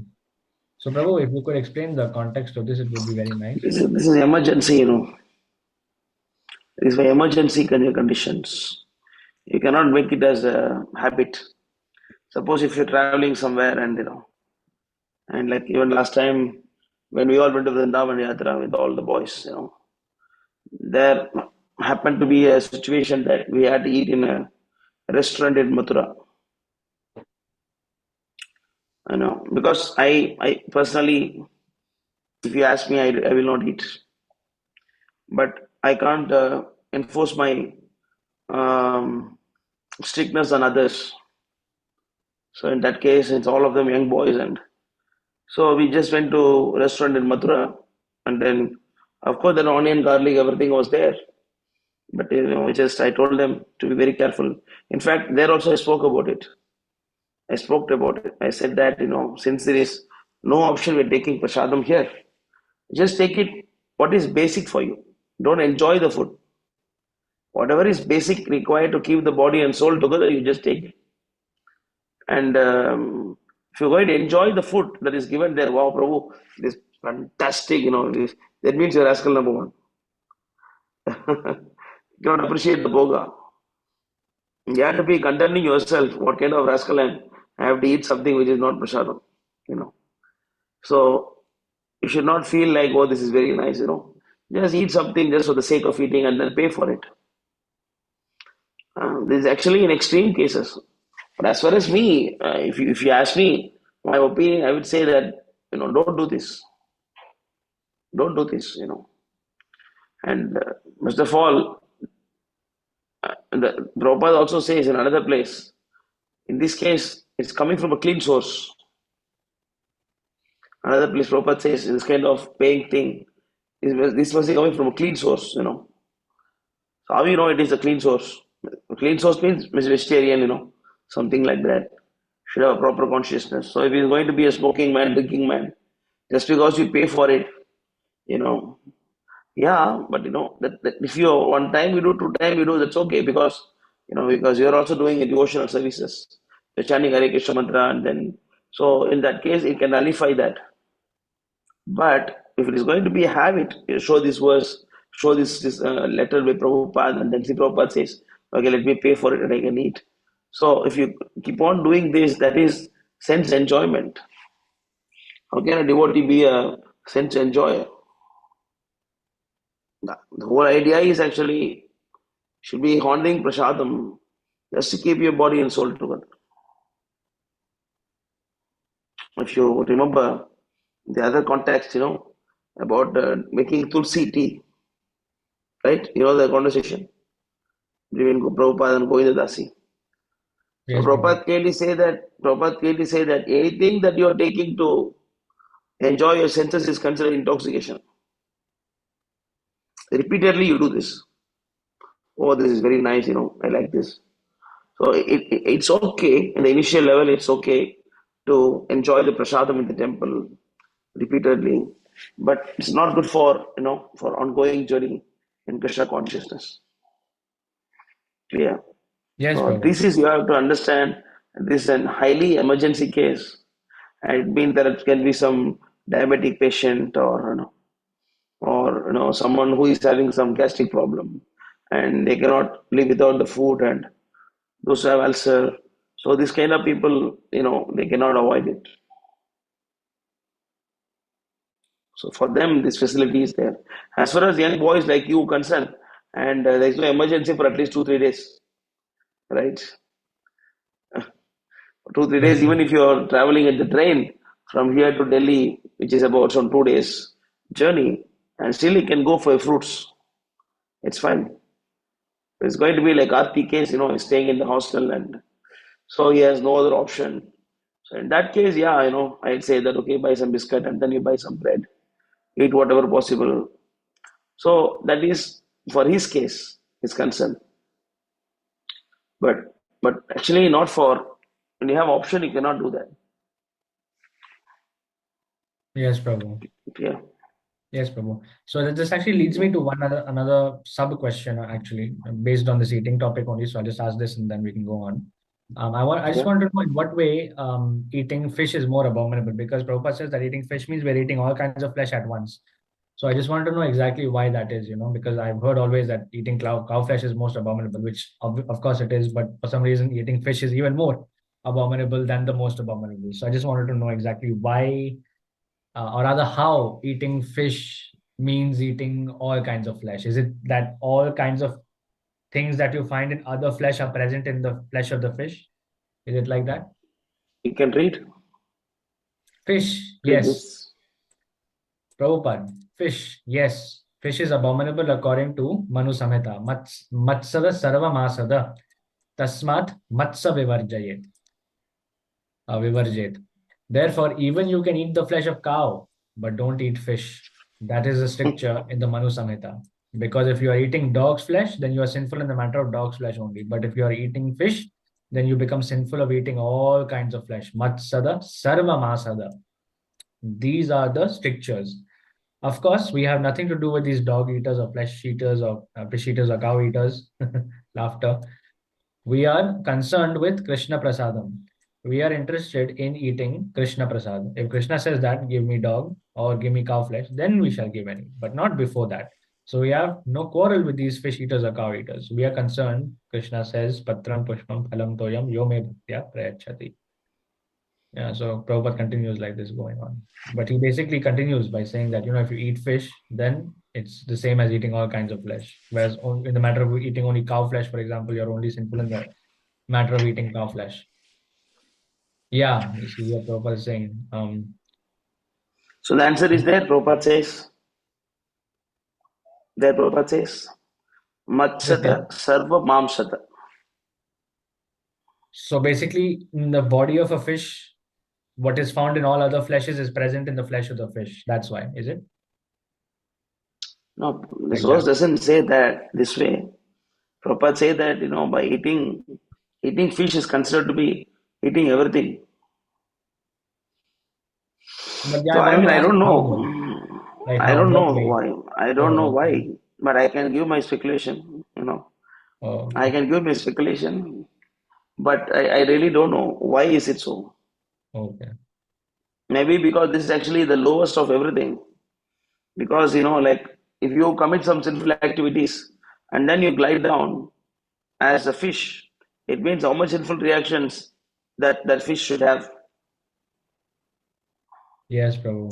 If something is becoming fish means it has to go to gradually come to the human platform, no, bro. Yes, Prabhu. It has to come through 84 lakhs births and then finally it will come to the human body. Okay, yes, Prabhu. So, mamsa means what? I eat you, you eat me. If you Mamsati eat khadeta fish mamsa. means, yeah, if you eat the fish, then man, you are going to be fish. Yes, Prabhu. It means you have to start your journey from fish.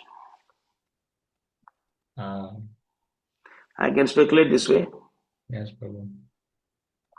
but again, I'm speculating. But of course, the Shastra is right. Of But course, Prabhu. I know. since Prabhupada doesn't say the reason clearly, so then interpretation is required. Prabhupada said things are not clear, then interpretation is not required. When things are not clear, then interpretation is required. On this context, I have given interpretation. Otherwise, I don't like to do this. Prabhu, many people nowadays they eat fish oil. Mm. They say very good for health. So in Omega-3 one fatty fish acids oil or capsule, something. Prabhu, they'll have like many fish, because you're getting oil, right? So that means for one fish oil capsule, there may be, even I was also doing at one point, and then like they're consuming maybe like 10, 12, 20 fish. So in one bottle, like so many fish lifetimes. Oh my God, it's so scary. See how dangerous it is. So that is why it is very dangerous. Yeah, but it's a very common thing now, especially Bengalis. It's a Yes, very Prabhu. very common thing that they eat this. So Mamsa, I eat you, you eat me. If you eat the fish, and you're going to become fish again. And since fish is too small, you're not just going to eat one fish a day. how many fish you have to eat. Suppose if eating cow, one cow is shared by many people. One cow or one goat is shared by many people. But fish is concerned, one guy has to eat so many fishes. So how many thousands of birth you have to take? Wow. Likewise, you can keep on speculating here. Yeah, very good. With the religious freedom we have, with the scriptural freedom you have, and we can keep on speculating. But I normally don't like to do this. Prabhu, they The can best. hunt shark, Prabhu. They're hunting Sorry. shark. They're hunting shark, big fish Yeah. shark. So then they can reduce sinful activity. Yeah, that's what actually, I think there is a place that when Prabhupada was seeing that when people are swimming, and Prabhupada was shedding tears, and then Prabhupada is saying that, these rascals, they want to become fish. They got a nice opportunity of human life. But, swimming is good as a sport. Sorry, as actually as a self-survival or even to take bath, it is okay. But not as a sport or not as a fun, it is not accepted. Swimming is Vaishnava sport, no doubt about that. I strongly encourage every devotee must learn swimming. So every devotee must know swimming and then can also swim every day. No doubt about that. But that cannot be like fun, or it cannot be like a sport, and it cannot be like that way. Mm. So because if you become a fish, then you're going to start from this basic, wow, how many births, and that is for 84 lakhs birth. That is for one fish. Suppose if you eat 10 fish,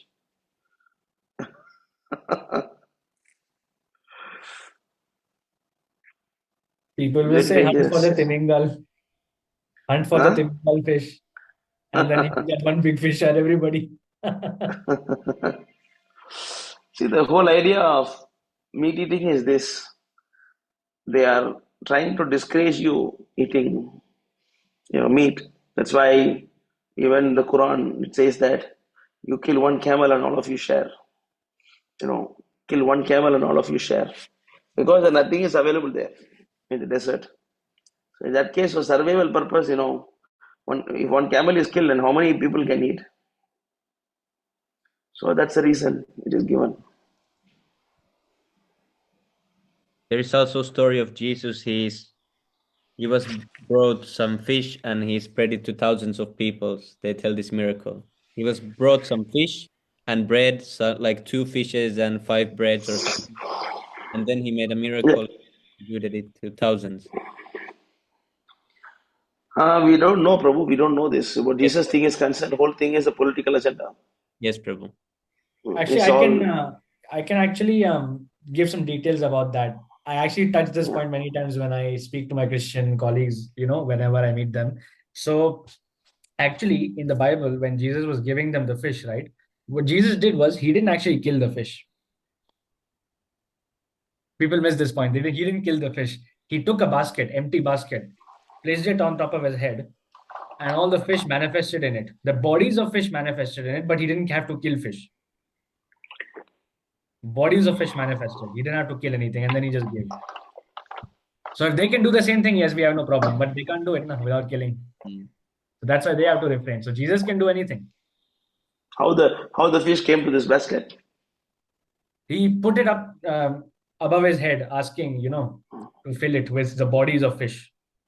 Because fish has, some nutrients back then. Because back then people were living in the Middle East, very hot place, desert kind of place, the Jerusalem and Bethlehem and all these other places, very hot. And to get certain nutrients there, not so easy. So obviously they will manage to get some fish. Back then people used to, of course, fish, but then Jesus gave them fish just by lifting a basket to the sky and asking God to fill it with the bodies of fish without having to kill anything. So the bodies of fish were all there, and there was never any life in there to begin with. There was no killing in the. Still, I doubt the authenticity. Still, I doubt the authenticity of the whole thing about the Bible, because it was written 400 years after Jesus, right? Yes, Prabhu, definitely. It was written maybe even longer than that also, Prabhu. Maybe even longer. So do you know your great grandfather's name? Yamdas, I think that was. I know the great grandfather. I know, of course. Beyond that, I don't. So we don't even know the name of a person lived in our own family 400 years back. And then they are writing about, that too very detailedly. He gave fish. And then what was the color of the basket? Come on, you should be joking. Wow. Good point, Prabhu. Good point. And you want to give so detail, that day Jesus was wearing yellow color dress. Are you joking or something? 400 years back, you want to write? And you don't see any references that they are empowered personalities write about this. Like Vyasa was incarnation. So he can say Vyasa was incarnation. And we accept that Vyasa is incarnation of Krishna. But there is no information from Bible that Jacob and I think Jacob means thief, right? I think so. Yes, I don't exactly remember, but I The think so. meaning of Jacob means thief, right? Oh, meaning of. I mean, I don't know. I don't know. I heard from somebody. I cannot say because I thought you know. Say, see, we have Madhav Prabhu here. He can talk a lot about it. Bible. He's expert in Bible Very subject. well. So I don't believe all this. And but what another thing I read in a book is that in the Hebrew, the flesh, the meat means flesh.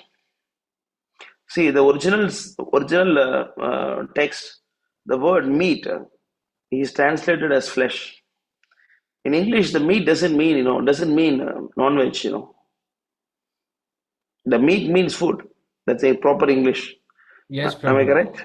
Yes, Prabhu. That actually makes sense. That's true. In actual Hebrew language, the word for meat technically is actually just food. People they have interpreted it like that as meat. I can testify to this because I've done some research on this. And yes, you're right, Prabhu. 100% correct. And I also heard that in the Old Testament there is some prediction about Jesus, and then it is said that the honey and something will be the food for him. It is Yes, Prabhu. predicted. Very beginning also, Prabhu. Very beginning of the Bible, when God first created everything according to the Bible, it was said that whatever herb-bearing seed that I have given you, that for you shall be for meat. That was said. I think even in Vedic Sorry. scriptures also, there was a big flood, right? Earthly flood. Yeah. So in the Bible also, this earthly flood was there. And only after that earthly flood, as per the Bible, God said that, yes, now you can eat meat. Because obviously after big flood, all vegetation is gone, right? So for the time being, that was the concession. But it wasn't like an eternal instruction that, okay, now you can have meat forever. It was only just because there was a big flood. That is when God said, now you can eat some meat. But otherwise, Yeah, it is because not. Vedic injunction also accept eating meat for survival. Yes, Prabhu. Survival, you can eat meat. Even you see, because our Vedic injunction is not about against meat eating or intoxication. It's allowed. It's allowed. Uh, the munis, the brahmanas, they were eating. They were drinking the liquor offered in the yajna, and then they eating the flesh offered in the yajna, right? But the limitation they know, and they were not addicted to this. But that's why even actually, if you see that five forbidden thing in this age of Kali, can you show? Can you show this? What are the five forbidden things in age of Yes, Kali? Prabhu. I can share that one. Yes. Ashwamedam Gavalambam, Palapaitrikam, Devarena Sutahati Putram, Pancham Kalau Varjayet. It goes like that. Ashwamedham Gavalambham Sanyasam Sannyasam. Palapaitam Devarena Sutotpattim Kalau Pancha Vivarjayet. In this age of Kali, 5 acts are forbidden: the offering of a horse in sacrifice, the offering of a cow in sacrifice, the acceptance of the order of sannyas, the offering of oblations of flesh to the forefathers, and a man's begetting children in his brother's wife. This is a quotation See, from Brahma Vaivarta Puran, Krishna Janmakhanda 185-180. So it means the cow was killed and horse was killed, and the meat was offered to forefathers. So Vedic text is not against meat eating. That's why Prabhupada said many places we are not vegetarian movement. We are not actually propagating being vegetarianism, but we are propagating being Krishna conscious. Clear. But in Kali Yuga it is banned because people misuse. Just a minute.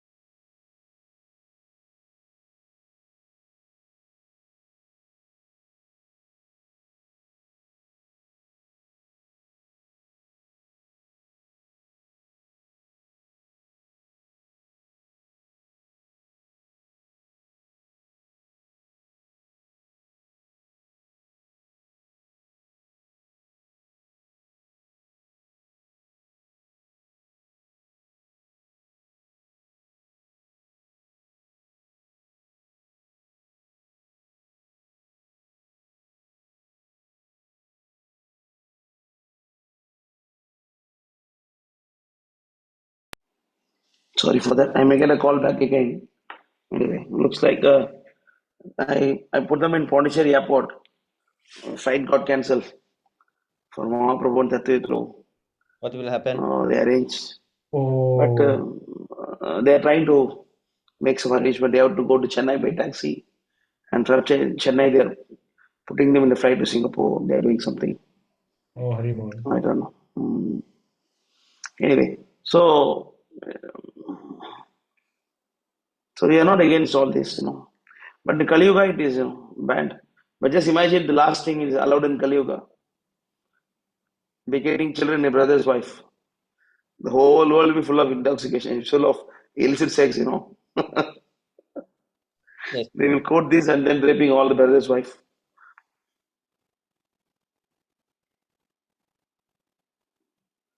Crazy. Clear? Yes, Prabhu, Hari Bol.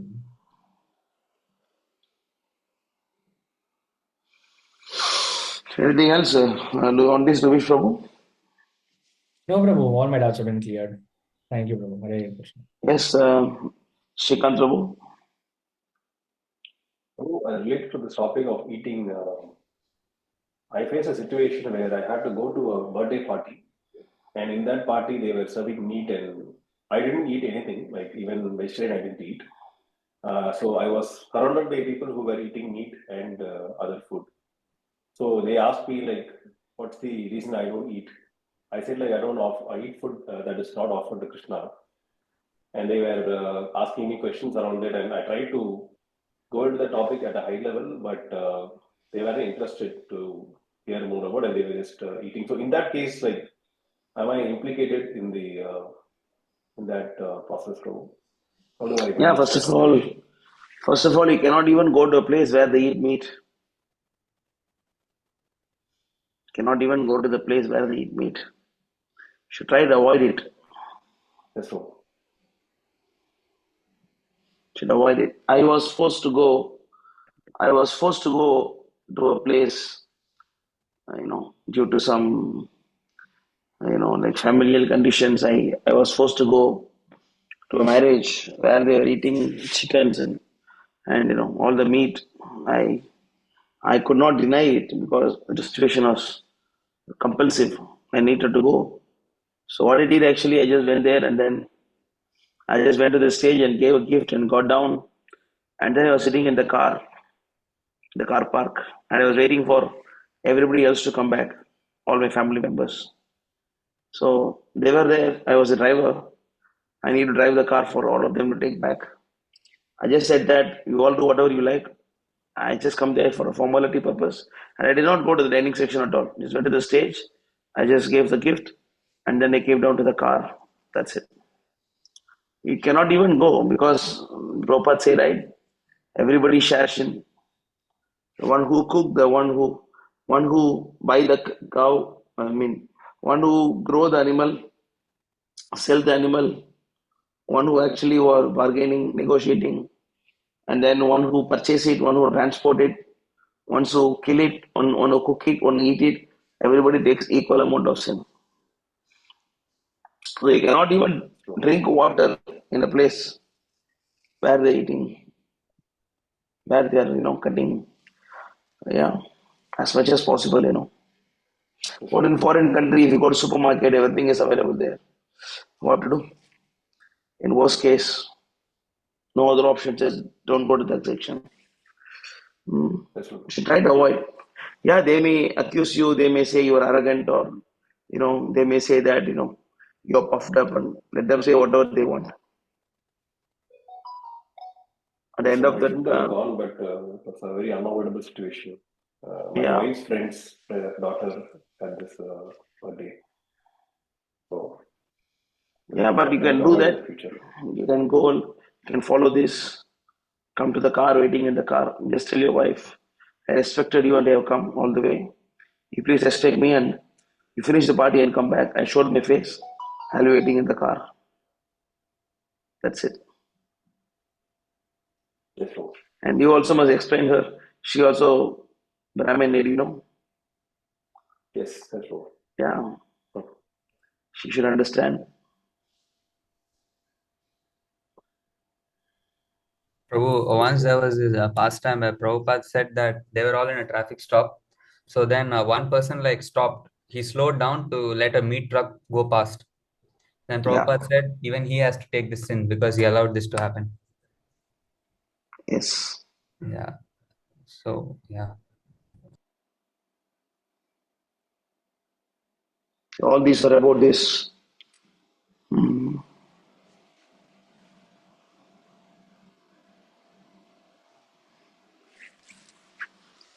So, yes, anything else, Prabhu? Prabhu, I mean, on this Yeah. topic, I have one question. So, Prabhu, Mm. like Prabhu, you mentioned clean source, right? So, for example, if I'm buying some like banana chips organic from a clean source, and if I'm offering it, it does not become prashadam. See, anything factory made is considered to be a little bit clean source. Antonita. So, yes, Hare Krishna.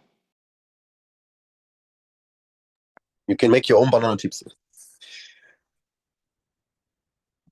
that's true. I want to see make banana chips in the what is the place? The whole. You're just too lazy. And he was. He is living in his mess in the hostel. He cannot cook anything. Cooking Oh, is banned in his place. not even a small cook like this, a fire with something. Possible, Karthi bro? Prabhu, this is too convenient. I like this better. Better Should than I? cooking. Now I don't plan what Convenient. Convenient is nonsense. Convenience means nonsense. That's true. If it is allowed and still you don't want to do means it's convenient to go to hell. Actually, it's convenient to go to hell. That's It's true. very easy. Going to Vaikunta means you have to go beyond your comfort zone. That's true. If it is not allowed, means there's another thing. If it is allowed, you cannot do that. No, it is not allowed, but if I do it, there's a risk. It's not allowed. But if they find there's a risk, there's a chance. It's like a chance, bro. If they find, they might find. If they don't find, they don't find. If they find, then they find me. Like that. It's not that, oh, there's no chance I can cook at all or nothing. Not like that. It's kind of risky. But how often they find, and if they find, how much they find? If Is it fine find, to find or not fine to find? they find about like 5,000 or something. I don't know. Or they confiscate the vessel and everything. But I think I can cook. Yeah, I think I can. But the thing is, Prabhu, like convenience being like this, Prabhu, like for example, like if I go, if I buy boiled corn, that can be offered because it's not like cooked, it's just boiled. And then fruits I can offer, right? Boiled is not cooked. No, Prabhu, they're not putting spice and everything and cooking, right? Just boiling, right?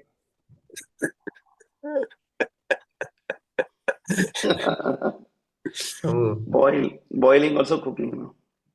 oh, Just because they don't put spice, how does it mean that? Of course, emergency it's okay, but cannot be a habit. Especially when there is an option, you cannot do that. okay. There's only one option called money table. Prabhu, so like, but still I have to take karma for this. Like, how come, Prabhu? I'm offering, right? First of all, you cannot offer something which is enjoyed by somebody. Okay. But that's why anything that coming from factory, it's better. It's a little better because it's not. It's the personal conscious is not going too much inside that. It's a kind of mechanical. It's Hmm. made. So it is a little better than something physically cooked because the cook can be a meat eater or like a smoking, drinking. We don't know. So that's why we say that it's okay to take some biscuits or something outside, emergency case. But sometime, once in a while, that's okay. Once in a while. But becoming a habit is dangerous. So you should seriously think about doing something on your own. Okay. Try to get a cooker or something. Yeah, okay, I'll do that, Prabhu. I have a Yeah, kettle. I'll make pasta and all. yeah. You try la, make simple, Yes, Prabhu. and start making. What about the Maggie? Maggie you can take. Yeah, yeah. I'm planning all these things. Mm. I found I have some interest in cooking, so I don't know. I will cook also. The best is not to eat all this nonsense very often. That's why your conscience is getting very disturbed always. Oh, is it? Oh, Yeah, better not to eat all this. okay. But of course, once in a while, it's okay because if you're traveling or something and you take some biscuit, you just take something. Still, if you can avoid, that's the best. If you avoid, that is the best. I'm not advocating that. But Okay. still, anything that is taken very often, once in a while, is not going to make so much impact unless you eat some meat. So, right, it's okay for students like you. It's fine. It's not fine, but there's no option. Yes, Prabhu. I can't expect you to 100% follow. I can talk theoretically, but I don't. I'm a practical guy. See, Prabhupada is also practical. Yes, Prabhu. Prabhupada says it's okay to eat the cow, but don't eat the fish. You see? Yes, Prabhu. Okay, Prabhu. Then I will cook. But like fruits and all these things are okay, right? Then Fruits are okay because or they are cut not fruits. cooked. Cut fruits and put some sugar on top and they'll give. Sorry? They'll cut the fruit, That's put some sugar on top and give. as long as the knife is not used to cut some meat or something, No, no, only for fruits. I don't think they do all this. that's okay. That's okay. That's all. I actually because why? Because I like the convenience of this because I don't even plan what I eat. Some days I plan, okay, maybe should I eat or should I not eat? So if I eat, then I just go take fruits. But now that you said So we have anything to, that you say convenience means nonsense. yeah, yes, true. That's why I say it's convenient to go to hell. That's true. But if it is going to be a rule, that's another thing. I have a rule, I cannot do anything. Then in that case, I will say, fine, do whatever you can. Hmm. But still, it is there. But Prabhu, I'm lazy to do. Means lazy people cannot. You see, there are four things. One is tamasic, one is rajasic, one is sattvic, and then pure goodness. Vasudeva platform. Those who are in pure goodness, Bhagavatam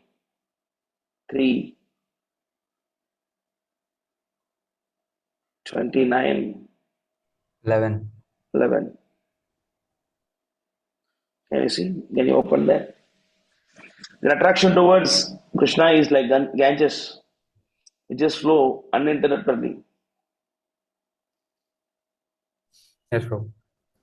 From Bhagavatam 3.29.11, translation: the manifestation of unadulterated devotional service is exhibited when one's mind is at once attracted to hearing the transcendental name and qualities of the Supreme Personality of Godhead, who is residing in everyone's heart. Just as the water of the Ganges flows naturally down towards the ocean, such devotional ecstasy, uninterrupted by any material condition, flows towards the Supreme Lord.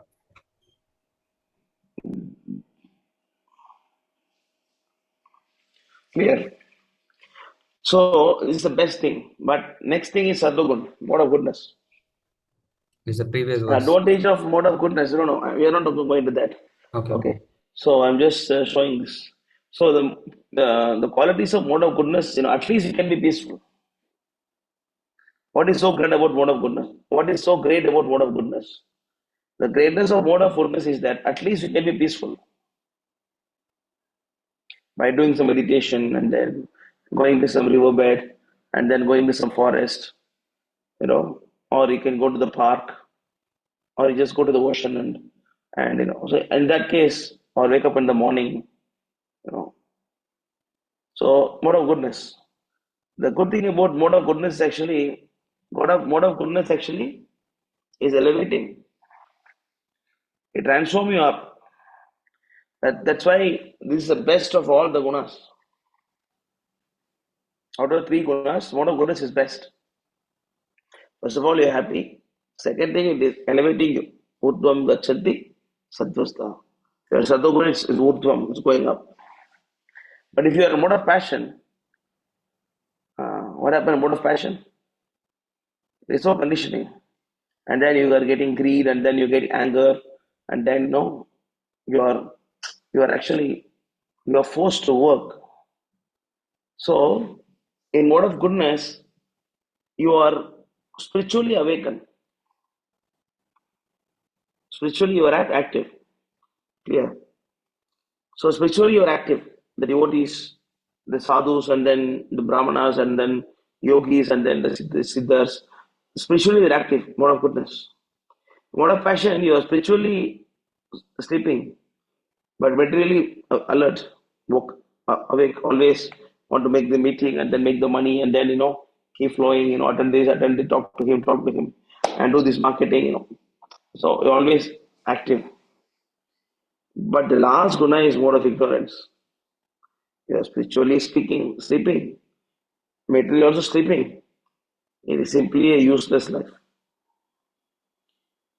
So anyone who is looking for convenient is an ignorance.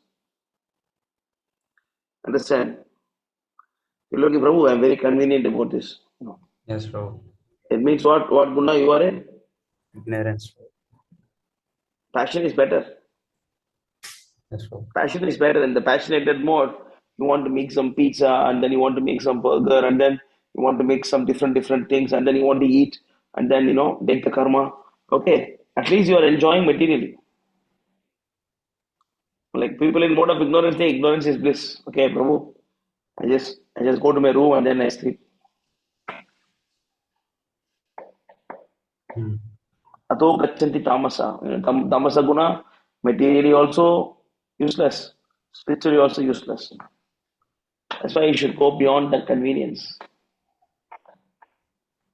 Yes, Prabhu. Yeah, so you should try to do. Yes, Prabhu. I'll do, Prabhu. Or try to do something. Yes, Prabhu. So how to come out of ignorance, Prabhu? Like, of course, in all aspects, I'm saying, not just in this. So you have to take advantages of things that conducive of mode of goodness. Wake up in the morning and then chant Hare Krishna and read the philosophies. Even Tattva Prabhu was yesterday discussing Tattva Prabhu. Tattva Prabhu was saying that you must recite the Mangalarti prayers. I just told Prabhu, actually, I'm encouraging everyone to I'm encouraging everyone to chant Hare Krishna in the morning. Tattva Prabhu say that's okay, but still you must encourage them to also recite the Mangalarti prayers. Even if they don't sing or repeating, it's okay. At least you just sing yourself. For example, just keep Prabhupada's photo and then go there and offer some flowers.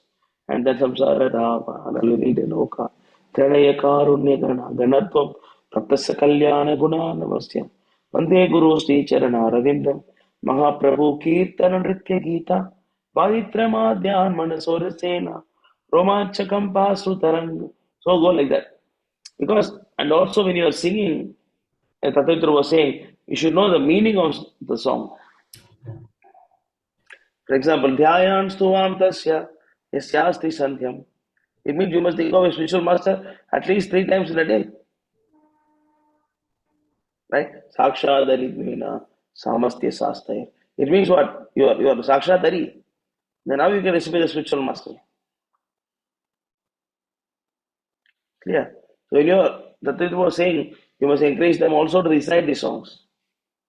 So when you wake up in the morning after take bath, and before you chant Hare Krishna mantra, just chant this whole Samsara Dava songs. It doesn't take too much time. And then you chant Narasimha song. And then you chant Tulsi prayer. And then you read the 10 offenses. If possible, Sikshashtakam, translation. And then 10 offenses. And then you start chanting. Right? It may take additional 15 minutes of time. Not so much. 10-15 minutes. Right? Prabhu, the Samsara Dava with like Hare Krishna following, is it? Or No. Or only once. okay. Basically, there are two versions. One is Samsara Dava. And then after that, Jai Prabhupada, Nama Om Vishnu Padaya. But I don't like that. Because it's impersonal way of offering, worshipping spiritual masters. We always start by Nama Om Vishnu Padaya, Krishna Prestaya Bhutale, Srimati Bhakti, and then Namaste Saraswati Devi. After that, Samsara Dava, Lalita Loka. So you know that who is a spiritual master? Clearly defined. Then after that, Jai Prabhupada, and then Jai Sri Krishna Chaitanya. 3 times. And then Hare Krishna. Once, fine. Finish. That's enough. That much enough. Just like in the temple, Then, but the Hare Krishna is shorter. sure. Otherwise, you can even read it, it's fine. Just like narration, Samsara Dava, Radita Loka, Dhamya, also can. Whatever you can, you do, but meaning, understand the meaning of what you're doing. Yes, Prabhu, I'll do. I'm sorry for my bad throat today. When I hate my song today. It's so horrible when I sing today. So, just do this. Start this also, along with your regular duty. Yes, Prabhu. If you cannot do the whole full thing, at least you do this simple. And best thing is you know the meaning of when you are singing. So, Prabhu, Guru Ashtakam, then Shikshashtakam, 10 offenses, Narsimha Pranam, Tulsi Arti, all, right?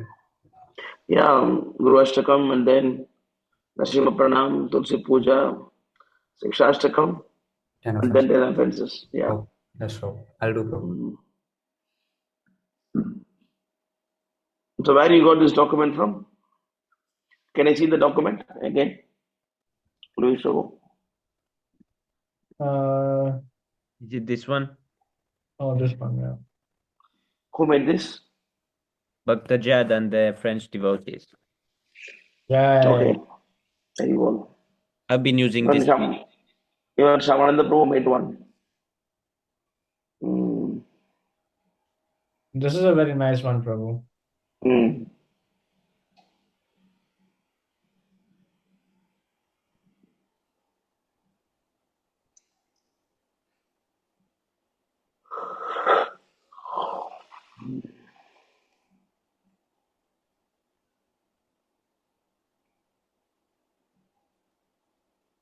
Wow. This is something we can have as a resource on the ISKM website Yes, for the devotees to download, as a downloadable PDF. We can have it. I think. Yeah, it's good. Whatever Shamoy Prabhu made, that is also including that how to do the puja for the Guru, and so all these are added in this. I can format But everything but this nicely in is this document and no, no. then. This is enough. This is enough. This is enough. This is good. That's nice. Mm. Yeah, you can do that. Any doubts? Um, Hare Krishna, Prabhu, Prabhu. no doubts. Yeah. Prabhu, I am having a small doubt regarding prasadam. Actually, Prabhu, I just whenever I go home, so normally I'm in college, so here it is not possible. When I'm at home, I can only do proper prasadam mantra, but normally mostly they would go and keep the plate, and they would ring the bell and just join their hands and take the plate. So this is the thing they are doing. So Prabhu, like mostly I can't do So proper the prasadam voice because was breaking. Can you repeat what is that? yeah, okay, Prabhu. So actually, Prabhu, whenever I go home, it's like so like I go home for 3 4 days and all. So they actually what they do for prasadam, they just would take the plate and they would keep in front of the deity, and they would ring the bell and join hands, and just they would take the plate and they say, yeah, bhog lag gaya, bhog is done, and you just eat. So we can't do, bro. Actually, and someone or the other person would have eaten by that time. So if I get the chance sometimes, then when they have cooked the food, then I do proper prasadam. But mostly they do like that only. Teach So them. No, bro, why what don't you teach them? Why don't you teach them to do properly? Prabhu, just like a layman, I had told them that I do just 2 3 mantras. You can also do that. This, but they ignore that. Like uh, don't pay attention. Like, actually, my mother or uh, my uncles, like uh, aunt, they do bhoga. So I had told them, but they were doing by their own accord only. Mm. But Yes, so you should try to teach them. uh, Otherwise, try not to go home very often. You tell but them I bro, cannot eat. I cannot eat. It is not offered properly. I'll do the offering. Just tell them I'll offer it. When I'm here, I'll offer. If they don't want actually, to bro, learn from I you, try to do that, but mostly what happens now, I go home. I go to my father's shop, and when I come home in afternoon, then they had been eaten the food, and they are doing by their own way. So, and so how often you go? Only 2 3 days, right? yeah, 2 3 days only. But actually, bro, What to main do? thing is main. I'm in college. I'm not here. I'm not eating properly here. I'm been trying for the green mass since long, and they have told me that you wait until May June, and after that I'll be shifting from onion garlic to non-onion garlic. But still, it would not be prasadam. So yeah, Hmm. Where you are studying, you said I forgot. NIT Rourkela, bro. Oh yeah. So okay, I'll do what is possible for you. Hmm. Yes, What bro. to do? Here You I try to can teach try. them. You try to teach them. That's the best thing. So once I tried, They but they were like, "No, you are doing some different awkward way of prasadam. We no, know you the show. way." You show that evidences. You talk to them. You keep trying. Keep trying. Yes, sir. But I don't know Keep whether they would trying. remember the mantras and do proper, and would they keep or not? At least you tell them to chant Hare Krishna mantra. Yeah, we should start like that. Okay. At least Yeah. tell them to chant Hare Krishna mantra 3 times. And think of Krishna and chant Hare Krishna mantra 3 times. What, bro? Something is better than nothing. At Yeah. least tell them to fold the hands and chant Hare Krishna mantra Hare three Krishna. Yeah. times. Yes, bro. I'll try. Mhm. Yeah, don't confuse them with so many mantras and all. Just Okay, tell them Prabhu. to chant Hare Krishna mantra. Mhm. Yeah. Yeah. Yes, Ravi Prabhu. So I just had a quick question. On the ISKM website, when you have this link for donations, right? When you want to donate to. Yeah. So I wanted to ask which options there are for donating. So there is, I think, Annadanam is one. That is one option. What are the other options, Prabhu? Go Seva Goseva, and construction. temple construction, okay. Any other? Sunday feast. Sunday Sunday, feast. Sunday feast. And Yeah, of course. Below this, we have different categories. Go Seva means you can adopt them and, you can adopt them or you can donate them. or you can feed, can buy cow feed for every month, or you can feed a cow a day or month or year. Again, another means supporting per day, or you can give provisions, uh, and then you can sponsor one whole day, or you can sponsor a month or a week, or you can offer even one donna sponsorship. You can give one plate, and then Sunday feast also. So different options below that. Construction, there are so many options to donate. Is it okay if we also add one link for general donation? Yeah. General, Yes. general donation. So we have 5 million total. So I'll keep the general donation as a first option, and then the rest can go after. Where is it? No, I'm just getting some notes for the ISKM international website. So me, Pranjal Prabhu, and my cousin Hirendra will be working on the international website. So What is the international website? The ISKM international website, no? Yeah. We are developing it. So you're okay. Yeah. It's going on. So I just sent His Grace Tattva Prabhu the skeleton for the entire website. So he'll approve it, and as soon as he approves this, we begin. Okay. Yeah. Good. So anything else?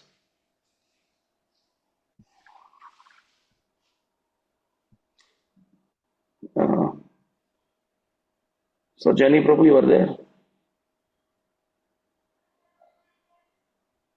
You got a huge cyclone hit, A heavy cyclone Hare affected Krishna. Reunion Island. Hare Krishna Prabhu, Dandavat Pranam, Jai Prabhupada. Hare You're all Krishna, okay? Jai please accept my obeisances, August Papa. You are safe? All okay? Yes, bro. Now it's okay. Going back to normal in few days. They are all the workers are try their best to for the electricity and all of this internet connection and all this the necessity of the people yeah. So yeah, everything is okay now. We just hope that there is no other cyclone. Yeah, otherwise it will be even more damageable. So it's okay. Yeah. Adibodhik, Adidevik, this is natural disaster. What to do? Yeah. Yes, Prabhu. So people will when they get hit, then they think of God. Yes. Otherwise, they are materially proud about their wealth. Just a moment. Just a few moments. They will think and then they will. Yeah. Oh, And I lose actually, everything and then it's already gone. this is the best time for the devotees.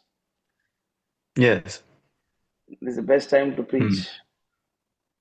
Make some videos in French and upload.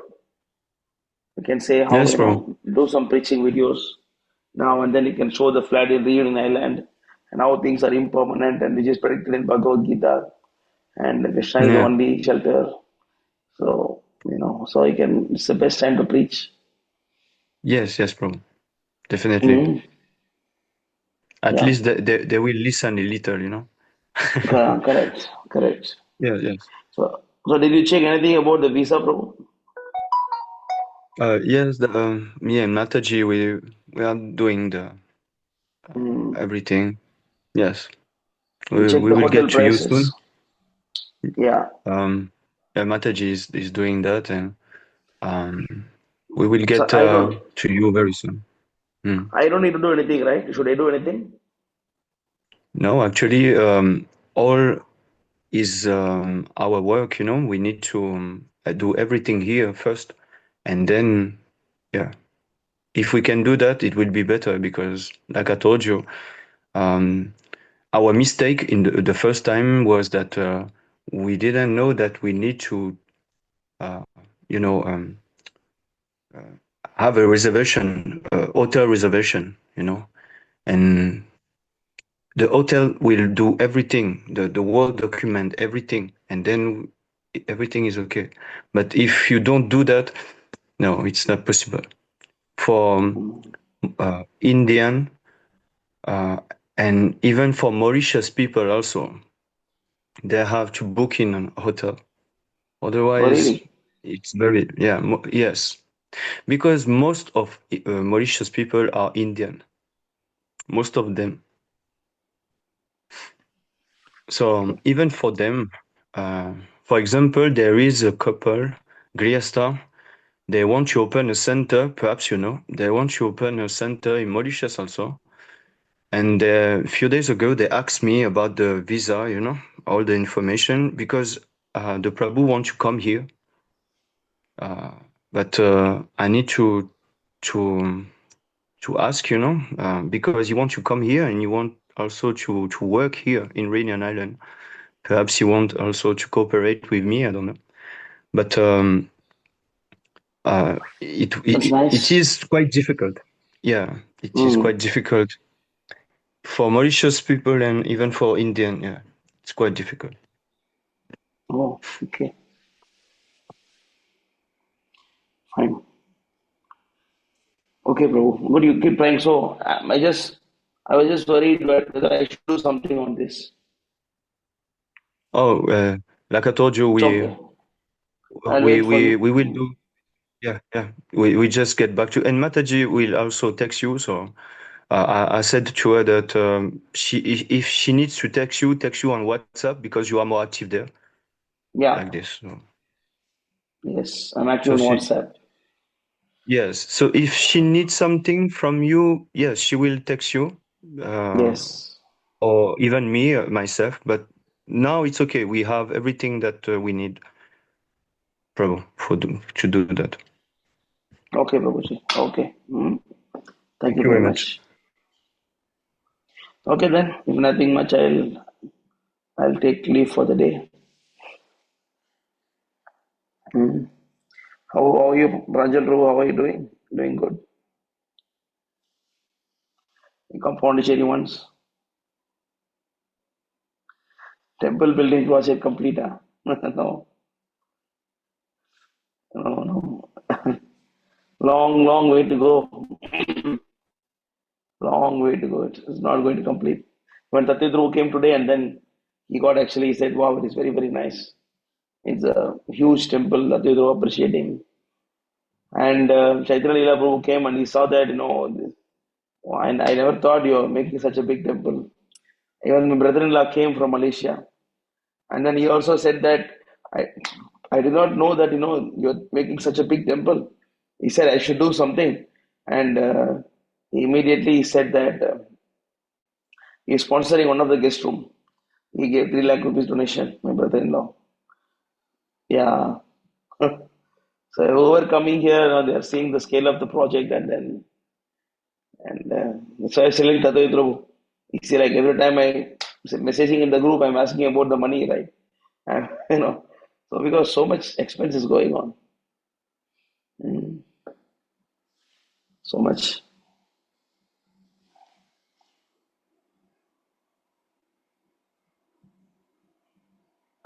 Yeah, Vimana is missing, and then we have to make that landscaping work, and then we have to make this front staircase, interior designs, and then we have to purchase the nearby land.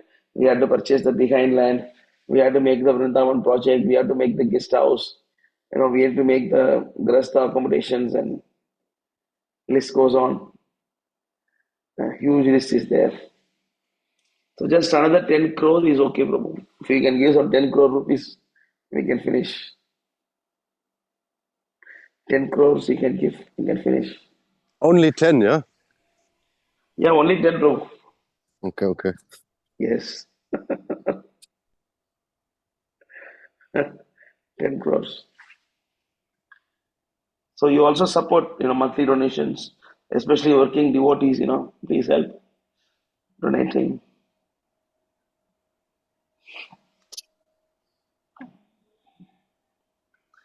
Yeah, Nityanandan Prabhu's question, you can go to Bhagavad Gita, 10th chapter. Mrityu sarvaharas chaham. Can you go to the verse?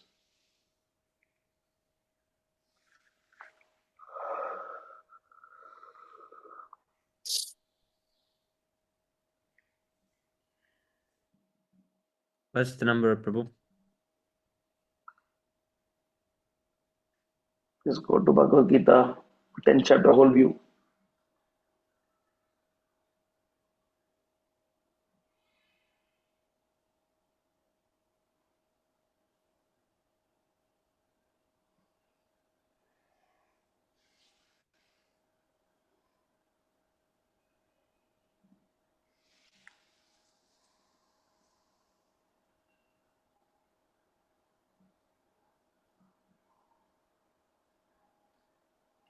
Hey, don't go very fast. Go to level. Yeah, 34. 34.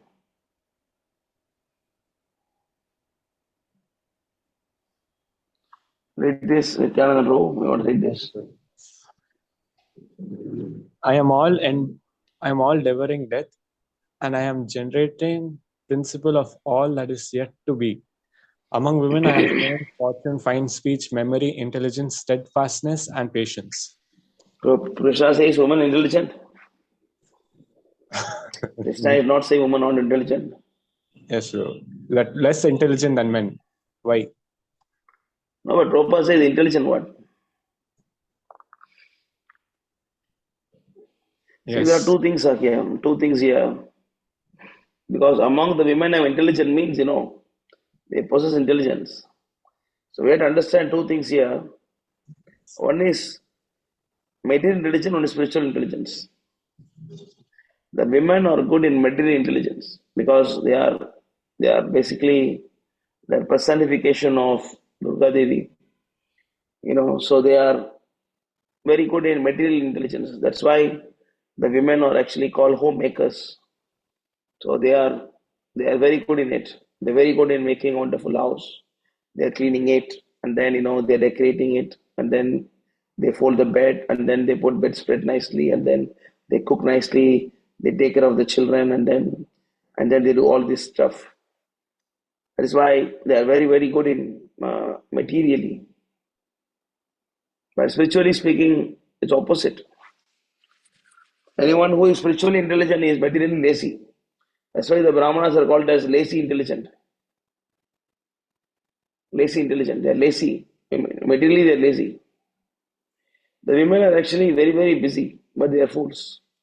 They're very busy materially, but spiritually, they are fools. They don't want to go to the temple. Of course, even if they go to the temple, they go to the temple for their own welfare.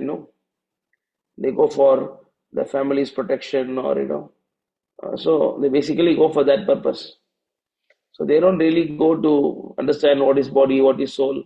It's a very rare. That's why they put, the makeup on the face and then, they do all this kind of stuff. So intelligent means they are materially intelligent. Spiritually, they are not intelligent because the woman body is given to someone who want to enjoy the senses. If you want to enjoy the senses, then Krishna award you woman body. You understand? Yes, Prabhu. Then, Prabhu, I have one more doubt. Chanakya Pandit says, Vishwaso Neva Kartavyas, Trishu Raja Kuleshu Cha. This is in Bhagavatam 9:14:36. Yeah. He tells, never place your faith in a woman or a politician. Why Yeah. did he say that, Prabhu? He said that the woman will do anything for their own self-interest. Let's go to that verse.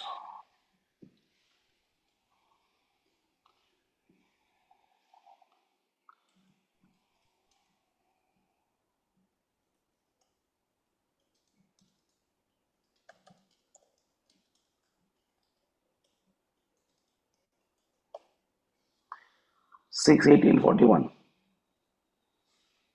6:18:41.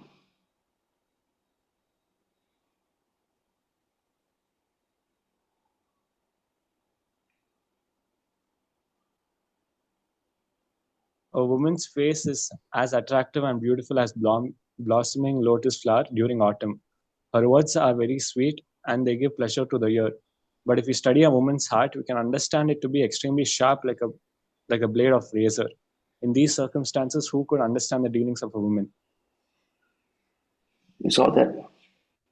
Yes, So Prabhu. women are actually, they are very, very self-centered, If you see the story of Hidambi, she wanted to marry Bhim.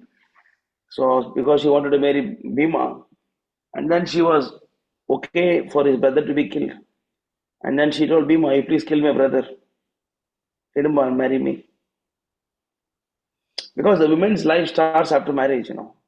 So after marriage also, they're more about their children and basically they will do anything for their own happiness. That's why the Shastra saying, do not trust a woman. Can just go to 1, 2 verse before.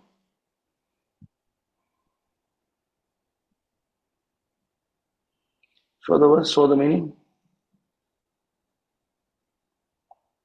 Yeah, this is the one. Read this. Kashyapa Muni thought, alas, I have now. No. One verse before. One verse before.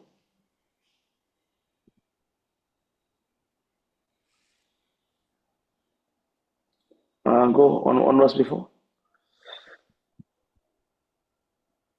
Yeah. Where is it?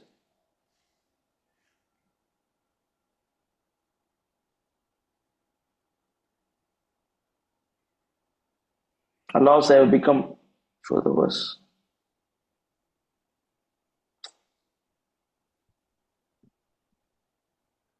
Alas, I have now become too attached to to material enjoyment.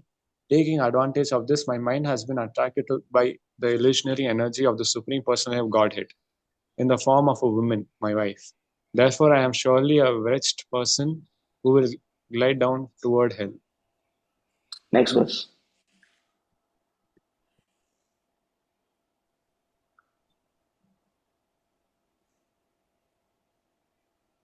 This woman, my wife, has adopted a means that follows her nature, and therefore she is not to be blamed.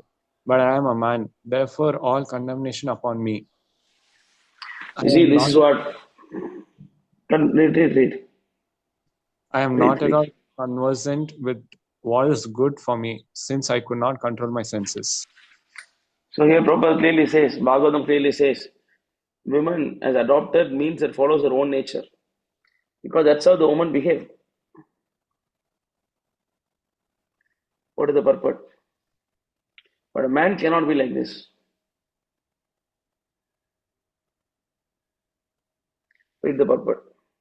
The natural instinct of a woman is to enjoy the material world. She induces her husband to enjoy this world by satisfying his tongue, belly, and genitals, which are called jiffa, udhara, and upastha.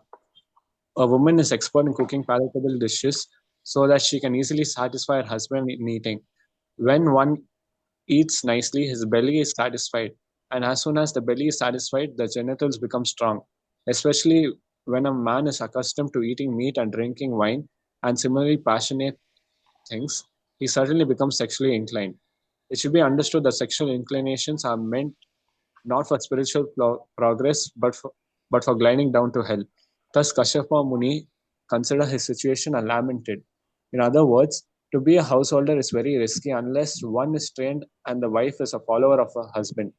A husband should be trained at the very beginning of his life. Kaumara acharet pragno dharma bhagavatan hiha.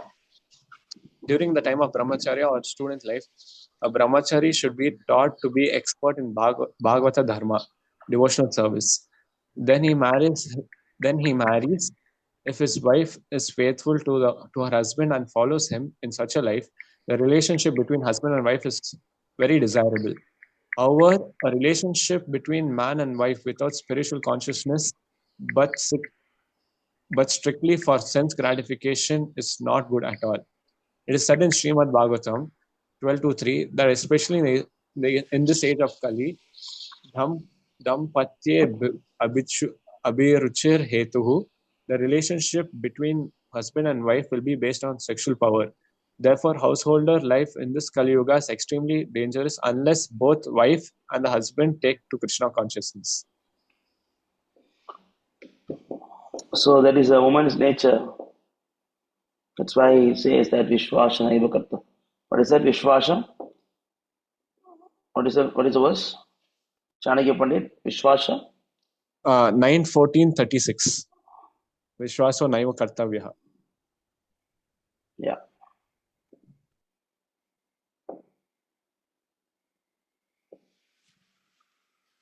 Chanakya Pandit says no. Yes, Prabhu. Can In the you perfect, Prabhu.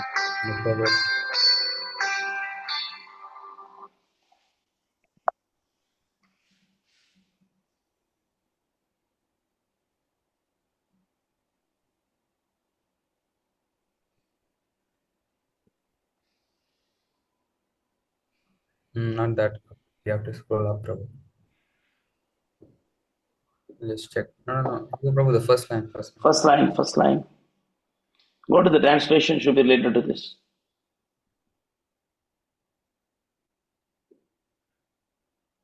Read this. Urushi said, "My dear king, you're a man, a hero. Don't be impatient and give up your life. Be sober and don't allow the senses to overcome you like foxes. Don't let the foxes eat you. In other words, you should not be controlled by your senses. Rather, you should know that the heart of a woman is like that of a fox. There is no use making friendship with women." Now read the purport. Chanakya Pandita has advised, Vishwaso naiva kartavyaha strishu raja kuleshu cha. Never place your faith in a woman or a politician unless elevated to spiritual consciousness. Everyone is conditioned and fallen. What to speak of women who are less intelligent than men? Women have been compared to Shudras and Vaishyas. Srisho Vaishya Kratav Shudra. On the spiritual platform, however, when one is elevated to the platform of Krishna consciousness, whether one is a man, woman, Shudra, or whatever, everyone is equal. Otherwise, Urushi, who was a woman herself and who knew the nature of women, said that a woman's heart is like that of a sly fox. If a man cannot control his senses, he becomes victim of such sly foxes. But if one can control the senses, there is no chance of his being victimized by sly fox like women.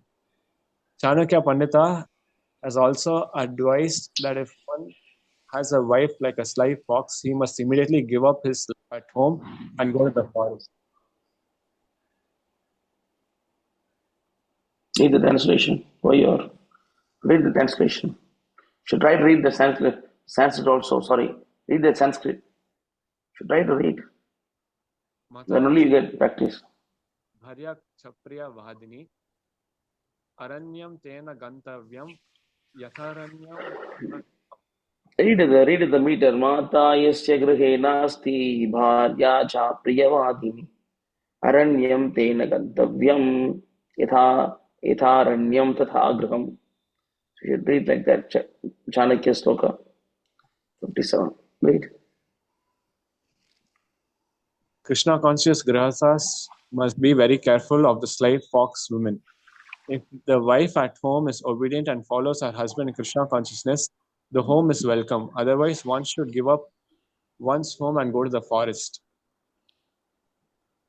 Read. Hitva tapatam grahamanta kopam vanam gato yadharim ashriyeta. This is by Prahlad Maharaj. Read this. One should go to the forest and take shelter of the lotus feet of Hari, the Supreme Person of Godhead. Yeah. So that's the point. So You they understand? are materially intelligent, but spiritually they're less intelligent. Yeah.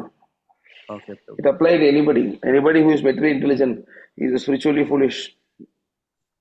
But spiritually intelligent people, materially, they don't behave, they don't do well. They don't do well. Okay, Prabhu. Understood, Prabhu. Yeah. Anything else? Anybody has any questions? Thank you, Prabhu. Hare Krishna. Hare Krishna. Prabhu, why is it so easy to actually glide down and actually, become crazy rather than become Krishna conscious? Because, of course, the constitutional position is to serve Krishna, so the soul's purpose is to serve Krishna. But even then, sometimes it just seems so hard. Like you said, okay, now take advantage of the things in the mode of goodness. But to actually sit down and read the Srimad Bhagavatam or to sit down and speak with the devotees, it seems very hard at times. So, That's why it is mentioned in 11th canto, right? We are in this, our mind, it is associating with this material world since time immemorial. Since time immemorial, you think you are a body. Suddenly, by reading some books and talking to some sadhus, and then you realize that you are a soul, but still, that tendency to enjoy the senses will be there. That's why you need a strong medicine. Strong medicine is required. Strong philosophy, strong association is required. Yeah. But when your mind and intelligence is purified by spiritual activities, then it will be okay. That's why Krishna says, right? The one who conquered the mind is his friend. One who does not is the enemy. Right? One uses his mind to elevate himself, not to deteriorate. Right? Some English word. I don't remember that. Great. You should elevate yourself. Correct? that's true. Yeah, 6'5", 6'6". You're associating with your mind for so long. That's the reason. So it takes time. Understood? That's true. Okay then. So if nothing much, we stop today. That's true. So we'll see you. We'll see you next week. Yeah. Shri Prabhupada ki Jai. If you all happy Gaurav Purnima next Saturday, you can do something about Gaurav Purnima like before. That's true. Yeah, like we do last year, right? Like that you can try. Yeah. All of you can share and talk about Chaitanya Mahaprabhu. Can do a Vaishnava Sangha celebration coming Sunday. Yes, Prabhu. Sunday you can do celebration. Yeah. Hare Krishna. Jai Shri Prabhupada ki Jai. Hare Krishna. Thank you very much, Prabhu. Hare Krishna. Vanchakalpatarvishya Vasindu Chaitanya Pangane Srila Prabhupada. Thank you, Prabhu. Thank you. Vanchakalpatarubhyacha kripasinubhyeva cha Thank you very patitanam much, Prabhu. pavanebhyo Vaishnavabhyo namo namaha. Thank you very So, much, Prabhu, Prabhu, when for are your you starting association. the reading sessions? But Prabhu, When are you going to start the reading session? are we gonna read today? Prabhu, yes, Prabhu. Prabhu, pull me out of ignorance. Pull me out of ignorance. Give me a chance to associate it with the sattva. Now I will have to clean the kitchen and taste everything here, and then I cook the potato and then. Maybe 8 o'clock. 8 o'clock you start, huh? 1 hour for 59 minutes. Yes, Prabhu. Okay, 8 o'clock sharp, Prabhu, huh? Because it's getting late here also. Yes, Prabhu.